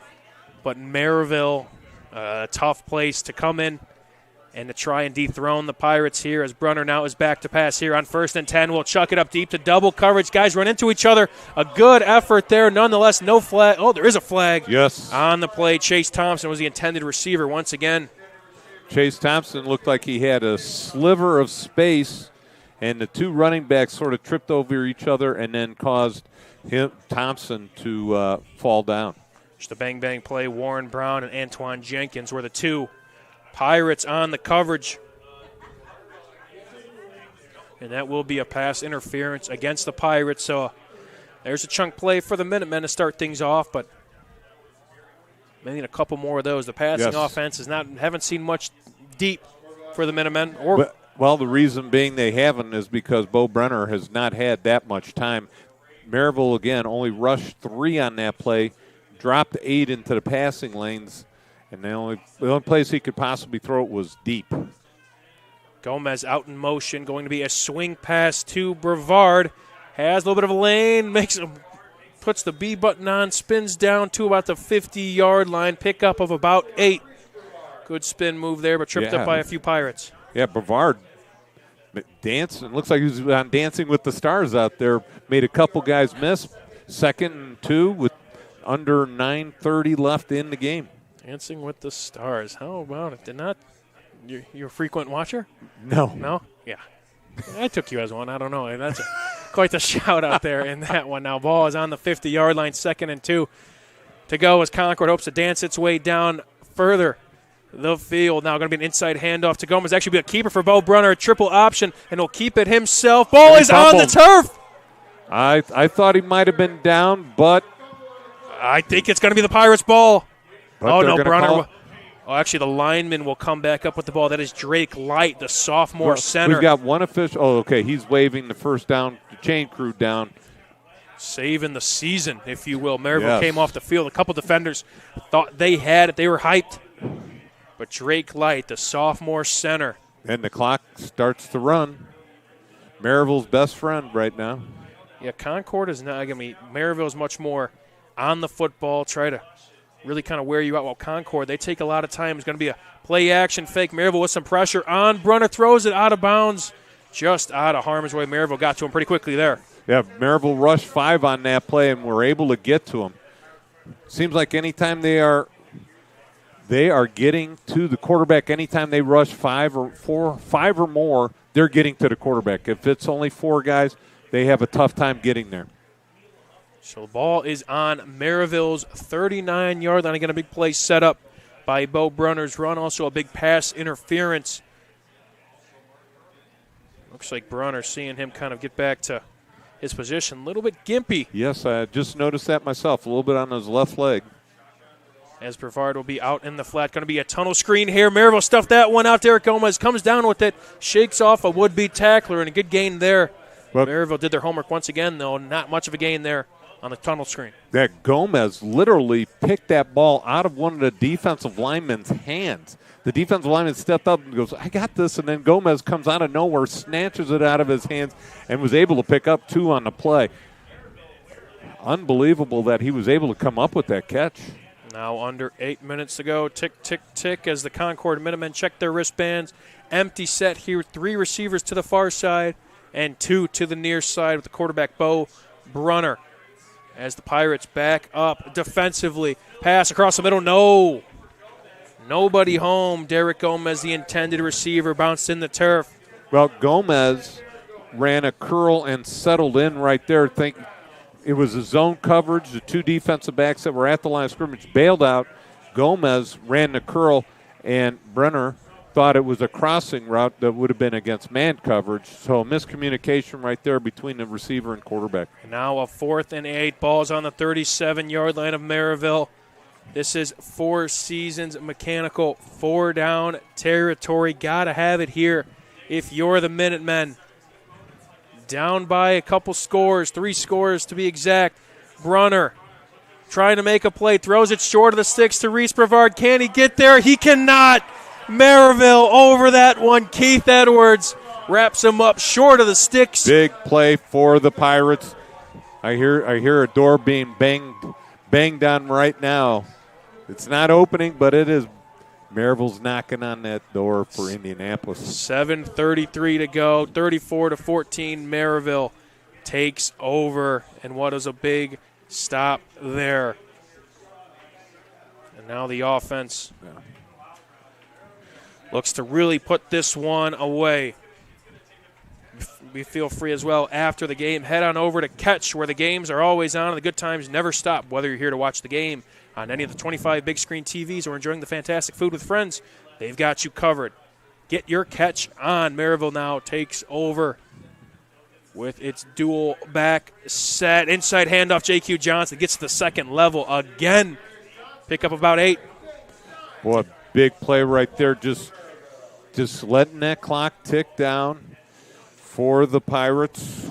And now this offensive line of Merrillville, Jamal Cherry, Tremaine Hemingway, Caden Oziers, Jalen Carter, Aaron White, they could kind of, you see the hands on the hips for the Concord defense. This is when it's really fun to be an offensive lineman, especially with how much success Merrillville has had running the football. And how quick your running backs are. You don't have to make that block too sustained, but just enough to give them a crease, and they can take advantage of just the crease. Bogart in motion to the far side. 2 receivers to the near side, dual backs alongside Michael Hill Jr. Going to be an inside handoff to J.Q. Johnson. Puts his shoulder down for a first down, gets just north of the 50-yard line into enemy territory for a Four Seasons Mechanical first down. And a first down. Big job right there by the offensive line as the clock continues to run, and Merrillville going to chip away at this clock, making sure they just snap the ball with under 10 seconds left on each particular play. Four Seasons Mechanical in Merrillville. Find them on the web at fourseasonsmechanical.com. Yeah, you just got to feel you just all of a sudden you just got to feel this excitement coming to this Merrillville sidelines. You can just sense it out there. Right now, Lewis in motion. The two running backs still in the ball game. This time will be 21. Cameron Jordan, watch out. Another big pickup, first down, and a little bit more. You just hold your breath, Jay. I mean, J.Q. Johnson's definitely more of that slasher, but Cameron Jordan he's a big play waiting to happen. Yeah, he's an accelerator in the hole. Him and Bavard are almost two of the same backs. Once they get that hole, they accelerate through it. And Cameron Jordan, only a junior, he'll be back next year for this Merrillville Pirate team. He's got a bright future ahead of him, and I'm sure he's going to have a bright week next week. But a fun little dynamic there of J.Q. Johnson, the senior back, of maybe passing the torch, but also putting up, again, quite a game and quite a season for the Pirates' leading rusher. This time it will be the junior again, and that time Concord all over that one, loss of about 2. As looks like it's 75 in the backfield for the Minutemen. That is Bliley Steele in there on the stop. 2nd and 12 now. Ball is at Concord's 42-yard line as Merrillville keeps taking this one down now, just north of 5 minutes to go. A chance to get back to Lucas Oil Stadium for the first time, Jay, since 1976. Let's date that one. Would have been about sixth grade. Don't do this to yourself. Sixth grade. Yeah. I wasn't in high school, at least. I was not thought of. I will just say that. J.Q. Johnson to the outside. Guess who? Thunder and Lightning. Another big first down there. A big pickup for the senior. And another first down for the Pirates as they watch that clock melt away. Just quite the rushing performance from this Merrillville Pirate. And what a job by that offensive line. You mentioned them a few minutes ago. They are just walloping this Minutemen defensive line and defensive front. Potential award winners, if you will, Jay. We got, again, 3 to hand out. The blue-collar player or players of the game presented by I always Boilermakers. love doing the players Local of the 3, game. 7-4. We got a scoreboard update we'll give to you as well coming up here shortly. As we'll take a quick break as Merrillville will burn a timeout here. You are listening to Game Night built by Armor Construction on the Region Sports Network, the only game in town.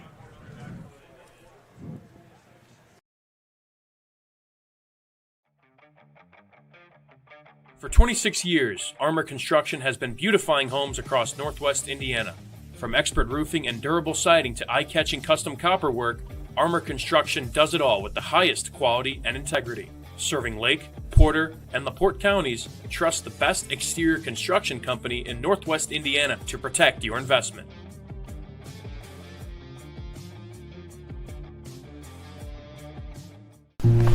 Ava, let's go. Try it on.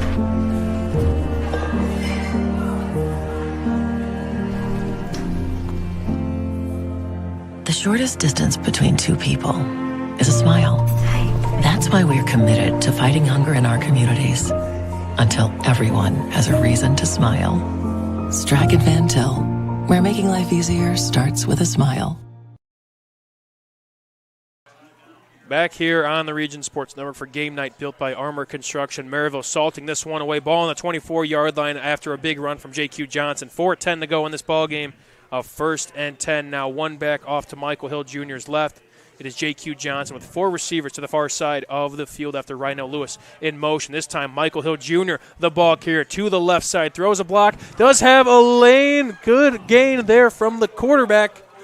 And this time number 3, the ball carrier, he'll pick up enough for a first down. Yeah, nice job running. He ran it to the short side, and then all of a sudden he got just past the numbers towards the sideline, stopped, looked like he was ready to go down, and then all of a sudden goes, oh, wait a minute, there's nobody here, and turned it upfield and picked up about 10 more yards. Looked like the tackle on that play was number 7. That is Carson Weirich, the junior. Oh, there he is. I was looking all over for him. But a four-season mechanical burst down. Also, Strack and Vanta hometown scoreboard update. Last time we checked, the Andrean 59ers up 24-12 on Adams Central. An inside handoff to J.Q. Johnson. Another good carry there. Got some activity in the end zone as Tremaine Hemingway took a Concord Minuteman for a ride. Well, at least Hemingway scored on that play because he was almost out of the back of the end zone. But close was J.Q. Johnson. Another great pickup, 9 yards. This is just a put-away drive as you could imagine of it. As Merrillville, we talked about their semi-state woes, Jay. And I can see Coach Brad Cease on the sideline just saying, hey, slow it down, slowly. As we enter under the 3-minute mark, play clock is at T-minus 5 seconds. As now a handoff here to Cameron Jordan. Touchdown Pirates, make it 4. What a great job. What a great drive by the Pirates right there, putting it all together. Some nice running, just dominance of that offensive line, just taking the ball and punching it in, punching their ticket to the state championship. And, Mike, you said since I was in 6th grade.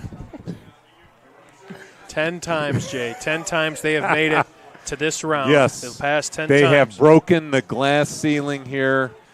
And this crowd is electrified. Kick is up, and kick is good. Merrillville up 41-14, 250 to go here. I saw it 2 different times here. We'll be back here on game night. Built by Armor Construction on the Region Sports Network, the only game in town. Thinking about what to do after high school? Consider a career with Boilermakers Local 374. As a Boilermaker apprentice, you'll earn while you learn. We offer excellent wages and benefits, and as part of our no-cost hands-on apprenticeship program, you'll learn from the best in state-of-the-art training centers and on the job. Become a union Boilermaker and get on your way to a great career. Find out more, visit www.local374.org or call 219-845-1000. From lighting up Friday night football to powering the classrooms that shape the students of Lake County, IBEW Local 697 is proud to support our region's schools and the communities we call home. A career as a union electrician could be your next great move. Your next cap might be a hard hat. IBEW Local 697, powering futures, powering the region. Back here for game night on the Region Sports Network, all built by Armor Construction. Merrillville, 250 away from punching their ticket to the state finals down at the Circle City. And, I mean, just this performance, Jay, it is for the community. It is for those teams that were there, that were close. Yes. And, again, the last 10 times they've been here, they've fallen. There's so many talented teams, talented players, talented coaches. And the players hugging each other on the sidelines. They know what's going to happen here under the 2 minutes and 50 seconds left. Just excited, and it looks like a pooch kick, and Merrillville has got it back. Are you kidding me? Just a funky hop there. A little bit of a pooch kick, kind of landed in no man's land, took a little bit of backspin, Jay. Yes, I like that when I hit my irons. I like a little backspin on it, but I never get it, but today it happened, and it spun backwards right into a Merrillville Pirates hand. They get the ball. It looks, the officials, they just pointed Merrillville's ball. Merrillville's going to get the ball on the 39-yard line, 2:44 left. I think it's time to, once you get that first down.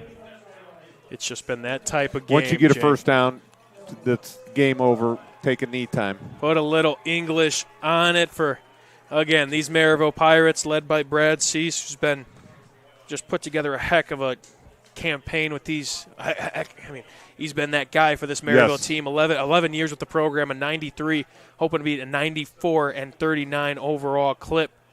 But again, has gotten to this point quite a few times as well and has fallen up short. And now a chance to punch through. Break on through to the other side. They've had 3 straight semi-state finals appearances, including this one. Lost to Warsaw last year. Another inside handoff here. Merrillville keeps on rolling. This will be a new back in the backfield. Does not matter. As that time, that's Cam Brown, the sophomore, with a good pickup of 9 there, but lost to Warsaw. They lost to Fort Wayne Snyder in 2023. Their last home game here, which that was kind of we talked about in Regional Football Weekly. They're usually on the road for semi-state.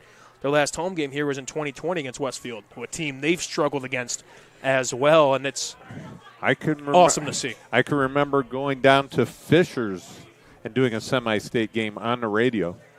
I can't remember how long ago that was. New quarterback in the game as well for the Merrillville Pirates, who will have the quarterback sweep there. That will be inbound. Darnell Bowles Jr., who does get out of bounds, spends a lot of time at receiver. But he did pick up the first down. And now under 2 minutes to go, and at this point, Jay, might be time to celebrate if it isn't already, as I just took a look at.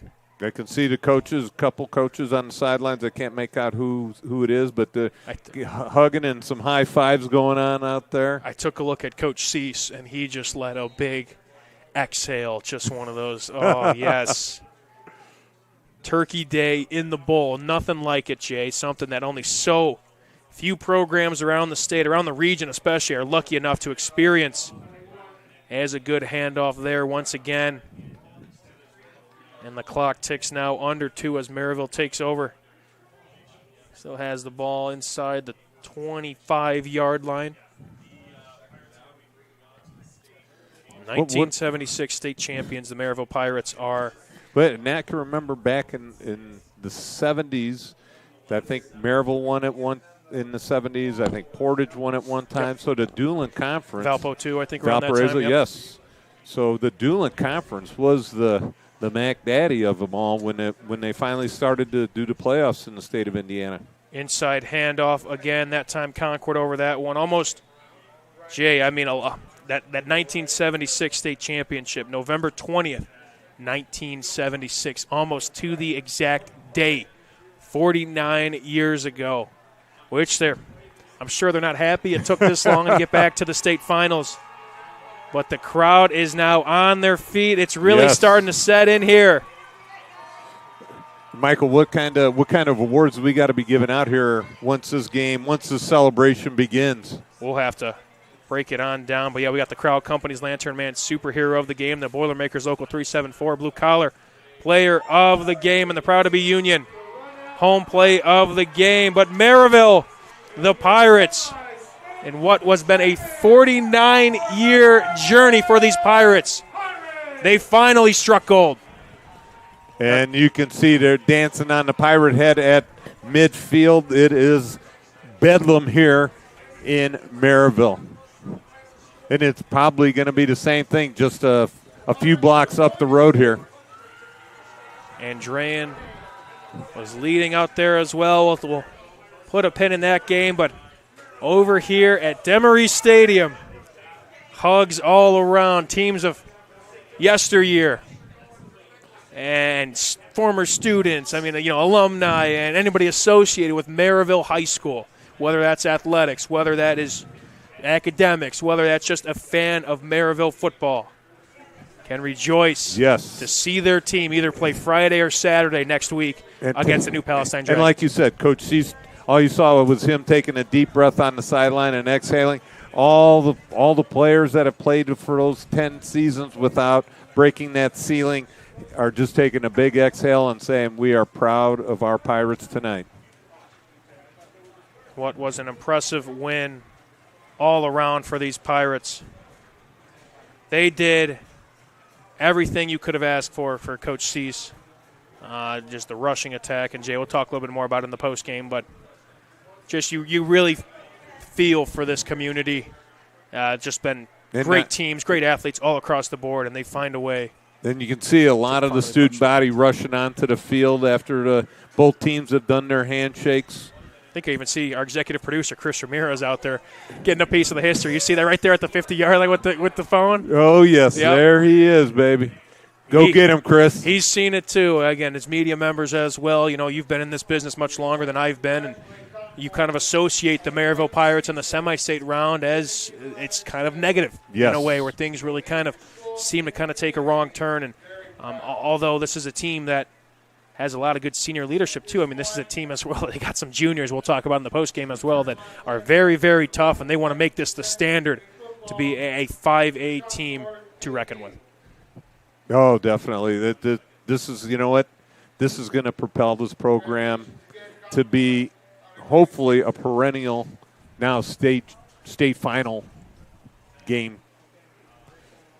All right, well, Jay Simmons and I, as you see the ticker at the bottom of your screen, set up by Zach Sinelli. Again, history is made here at Demery Stadium. Jay Simmons and I will take a little bit of a break. We got 3 awards to hand out, so don't go away anytime soon. We'll be back here. You're listening to Game Night in the Region, built by Armor Construction on the Region Sports Network, the only game in town. Four Seasons Mechanical proudly serves Northwest Indiana, providing quality, reasonably priced, reliable service. With a quality and comfort guarantee, the professionals at Four Seasons Mechanical offer a wide range of services in heating, ventilation, and air conditioning. Whether it's residential or commercial, Four Seasons Mechanical is there 24/7. To find out more, the website is fourseasonsmechanical.com or give them a call at 219-756-7020. Four Seasons Mechanical, your indoor air quality specialist. Old Man Winter is just around the corner, and that means temperatures will soon begin to drop. And a region winter is not the time to be left out in the cold. The professionals at Economy Electric Heating and Cooling can tune up that old furnace or install a new unit that can last for years. Your family deserves to stay comfortable this winter, and with 24/7 emergency service, comfort is just a phone call away. Economy Electric Heating and Cooling, 219-923-4441. Or for more info, the website is forajobdoneright.com. Back here at Demery Stadium, this is Game Night built by Armor Construction. Again, Jay Simmons alongside me. I'm Mike Dewan. Zach Sinelli is here as well. Jay, we kind of talked about it a little bit before. History was made. Merrillville, a total team effort, if you will. Concord had a couple of splash plays, but we're the Region Sports Network. We're repping the Merrillville Pirates. Yes, we are. We're leaving happy, and just an impressive performance. A team that was down 7-0 early responded very, very well. Defense played well. Offense played well. Special teams as well. Just a 3-phase masterclass from the Pirates. And you got to remember Reese Bavard, a 51-yard touchdown run at 1:28 left in the first quarter. The only score in the first quarter. Then Merrillville throws up 20 points in the second quarter, takes the lead 20-7, and at that point in time, they sort of never look back, except for all of a sudden Reese Bavard with the third quarter with 6:26 left in the third quarter. Punches in a touchdown, a 3-yard run. That is the closest the game got the rest of the way. It was 20-14, and you're almost like, okay, here we go, they're coming back, and then all of a sudden, Merrillville breaks off 21 points unanswered. Cameron Jordan. Oh, I'm sorry. Did I repeat myself? Oh, only 3 times. Cameron Jordan, 3 touchdown runs late in the third quarter, and then 2 more in the fourth quarter.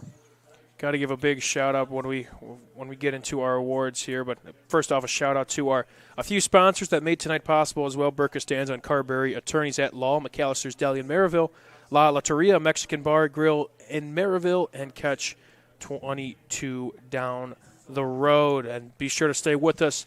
Not long after this game, you got to let us get back to our studio with Jay Simmons. We got the helicopter warming up for us at the north end zone, so Chris Ramirez is down there getting the helicopter warmed up. I hope he's not driving it. That's news to me, but nonetheless, Jay Simmons and I will be back at our Centier Bank studio for the Region Football Wrap-Up Show to kind of talk a little bit more about our game for those that were kind of keeping a scope on games be outside of this, as well as maybe get a little bit more of an look on what's going on at Andrean High School, a team also looking to punch their ticket. All right, we got 3 awards to hand out here on the Region Sports Network. We'll start it off with the Crowd Company's Lantern Man Superhero of the Game. They got offices open from 9 to 7, Monday through Friday, and Saturdays till 2 in Highland, Michigan City, and right here in Merrillville. Jay, probably a tough decision. It was one of those two backs, and we'll Yes. talk about both of them. Spoiler alert, but we'll talk about the junior in this one with 4 That's touchdowns. right, Cameron Jordan,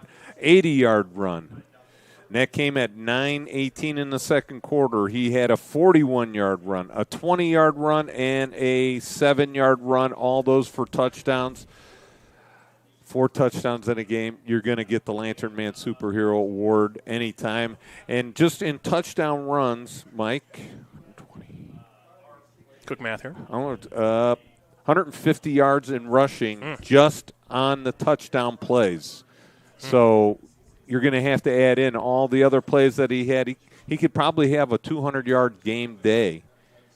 Impressive. Yes, Impressive very. work from, again, a guy that still has A his year to senior go. season in front of him. So truly And a state championship to win. That's coming right. next week, babe. Yeah, they will take on New Palestine as well. We got word that game will be on Friday. That'll be in the late slate, so be on the lookout for that.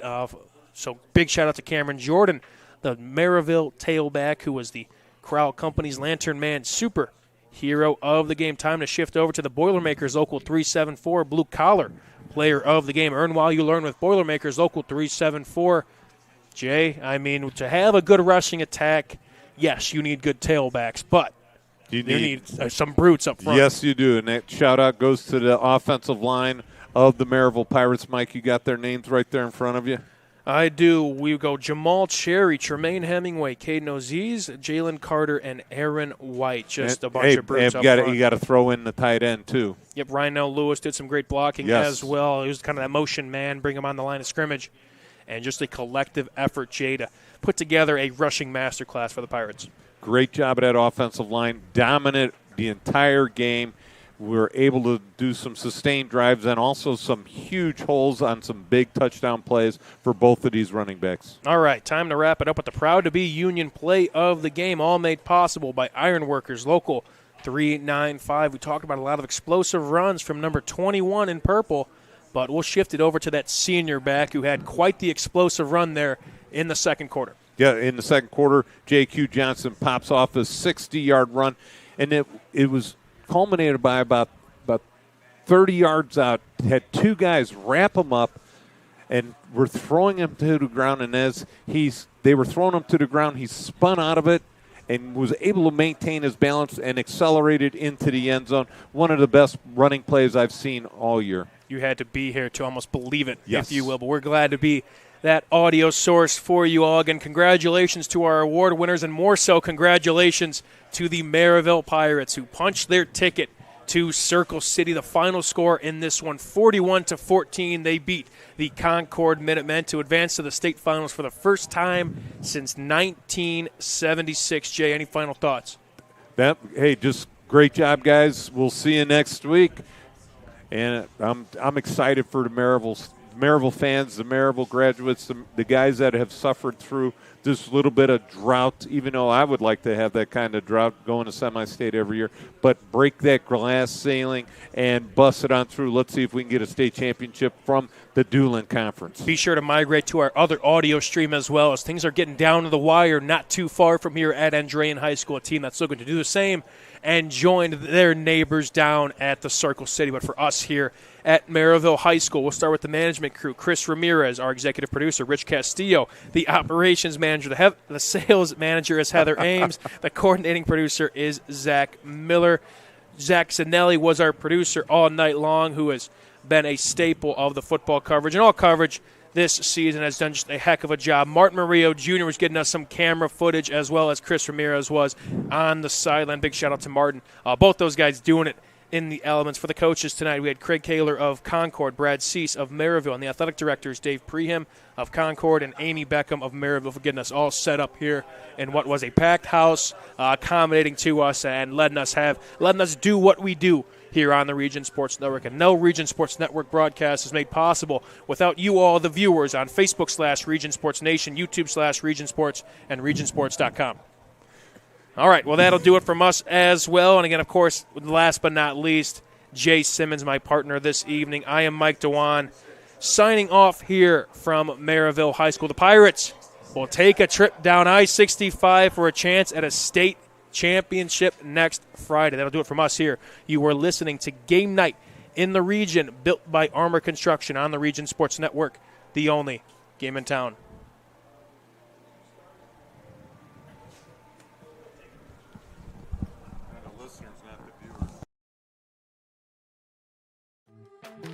Catch is an elite sports-themed eatery with over 25 big-screen TVs featuring the NFL Ticket. Located on the corner of US 30 and Broadway in Merrillville, Catch is open 7 days a week. Stop in and catch your favorite team while enjoying a delicious entree off of our full menu. With a private dining area that seats up to 40 people, now is the time to plan your private event. Check out Catch on the web at catch22nwi.com. Catch in Merrillville. Get your catch on. One of Northwest Indiana's most respected law firms, Burke, Costanza & Carberry, now has an office in LaPorte. With additional offices in Merrillville and Valparaiso, BCC serves their clients with more than 20 attorneys. Providing trusted counsel and advocacy, BCC practices in a wide range of areas including estate planning, real estate, and personal injury. BCC is committed to serving the region's growing legal needs. Learn more about Burke, Costanza & Carberry online at bcclegal.com. Looking for something fresh to eat? Look no further than McAllister's Deli in Merrillville. McAllister serves up handcrafted sandwiches, fresh salads, ginormous spuds, and of course their famous sweet tea. And they do it 7 days a week. Once you're there, relax and let them handle the rest. McAllister's Deli is located at 8217 Broadway in Merrillville. Dine in or carry out. Call 219-472-0663 or order online at McAllistersDeli.com/Merrillville. Sign up for McAllister's Reward. Earn, redeem, and enjoy. McAllister's Deli in Merrillville. Looking for authentic Mexican flavor in the region? Come and enjoy the fresh, bold taste of La Torria Mexican restaurant in Merrillville. Located at 540 East 81st Avenue, La Torria is open Monday through Saturday for lunch and dinner. From sizzling entrees to home-style favorites, every dish made with tradition and packed with flavor. And with daily specials, there's always something new to try. Hungry now? Give them a call. 219-472-8262. Dine in or carry out. La Torria Mexican restaurant. A little bit of Mexico in your own backyard. Some see a wrestling match. We see a 6-minute lesson in grit.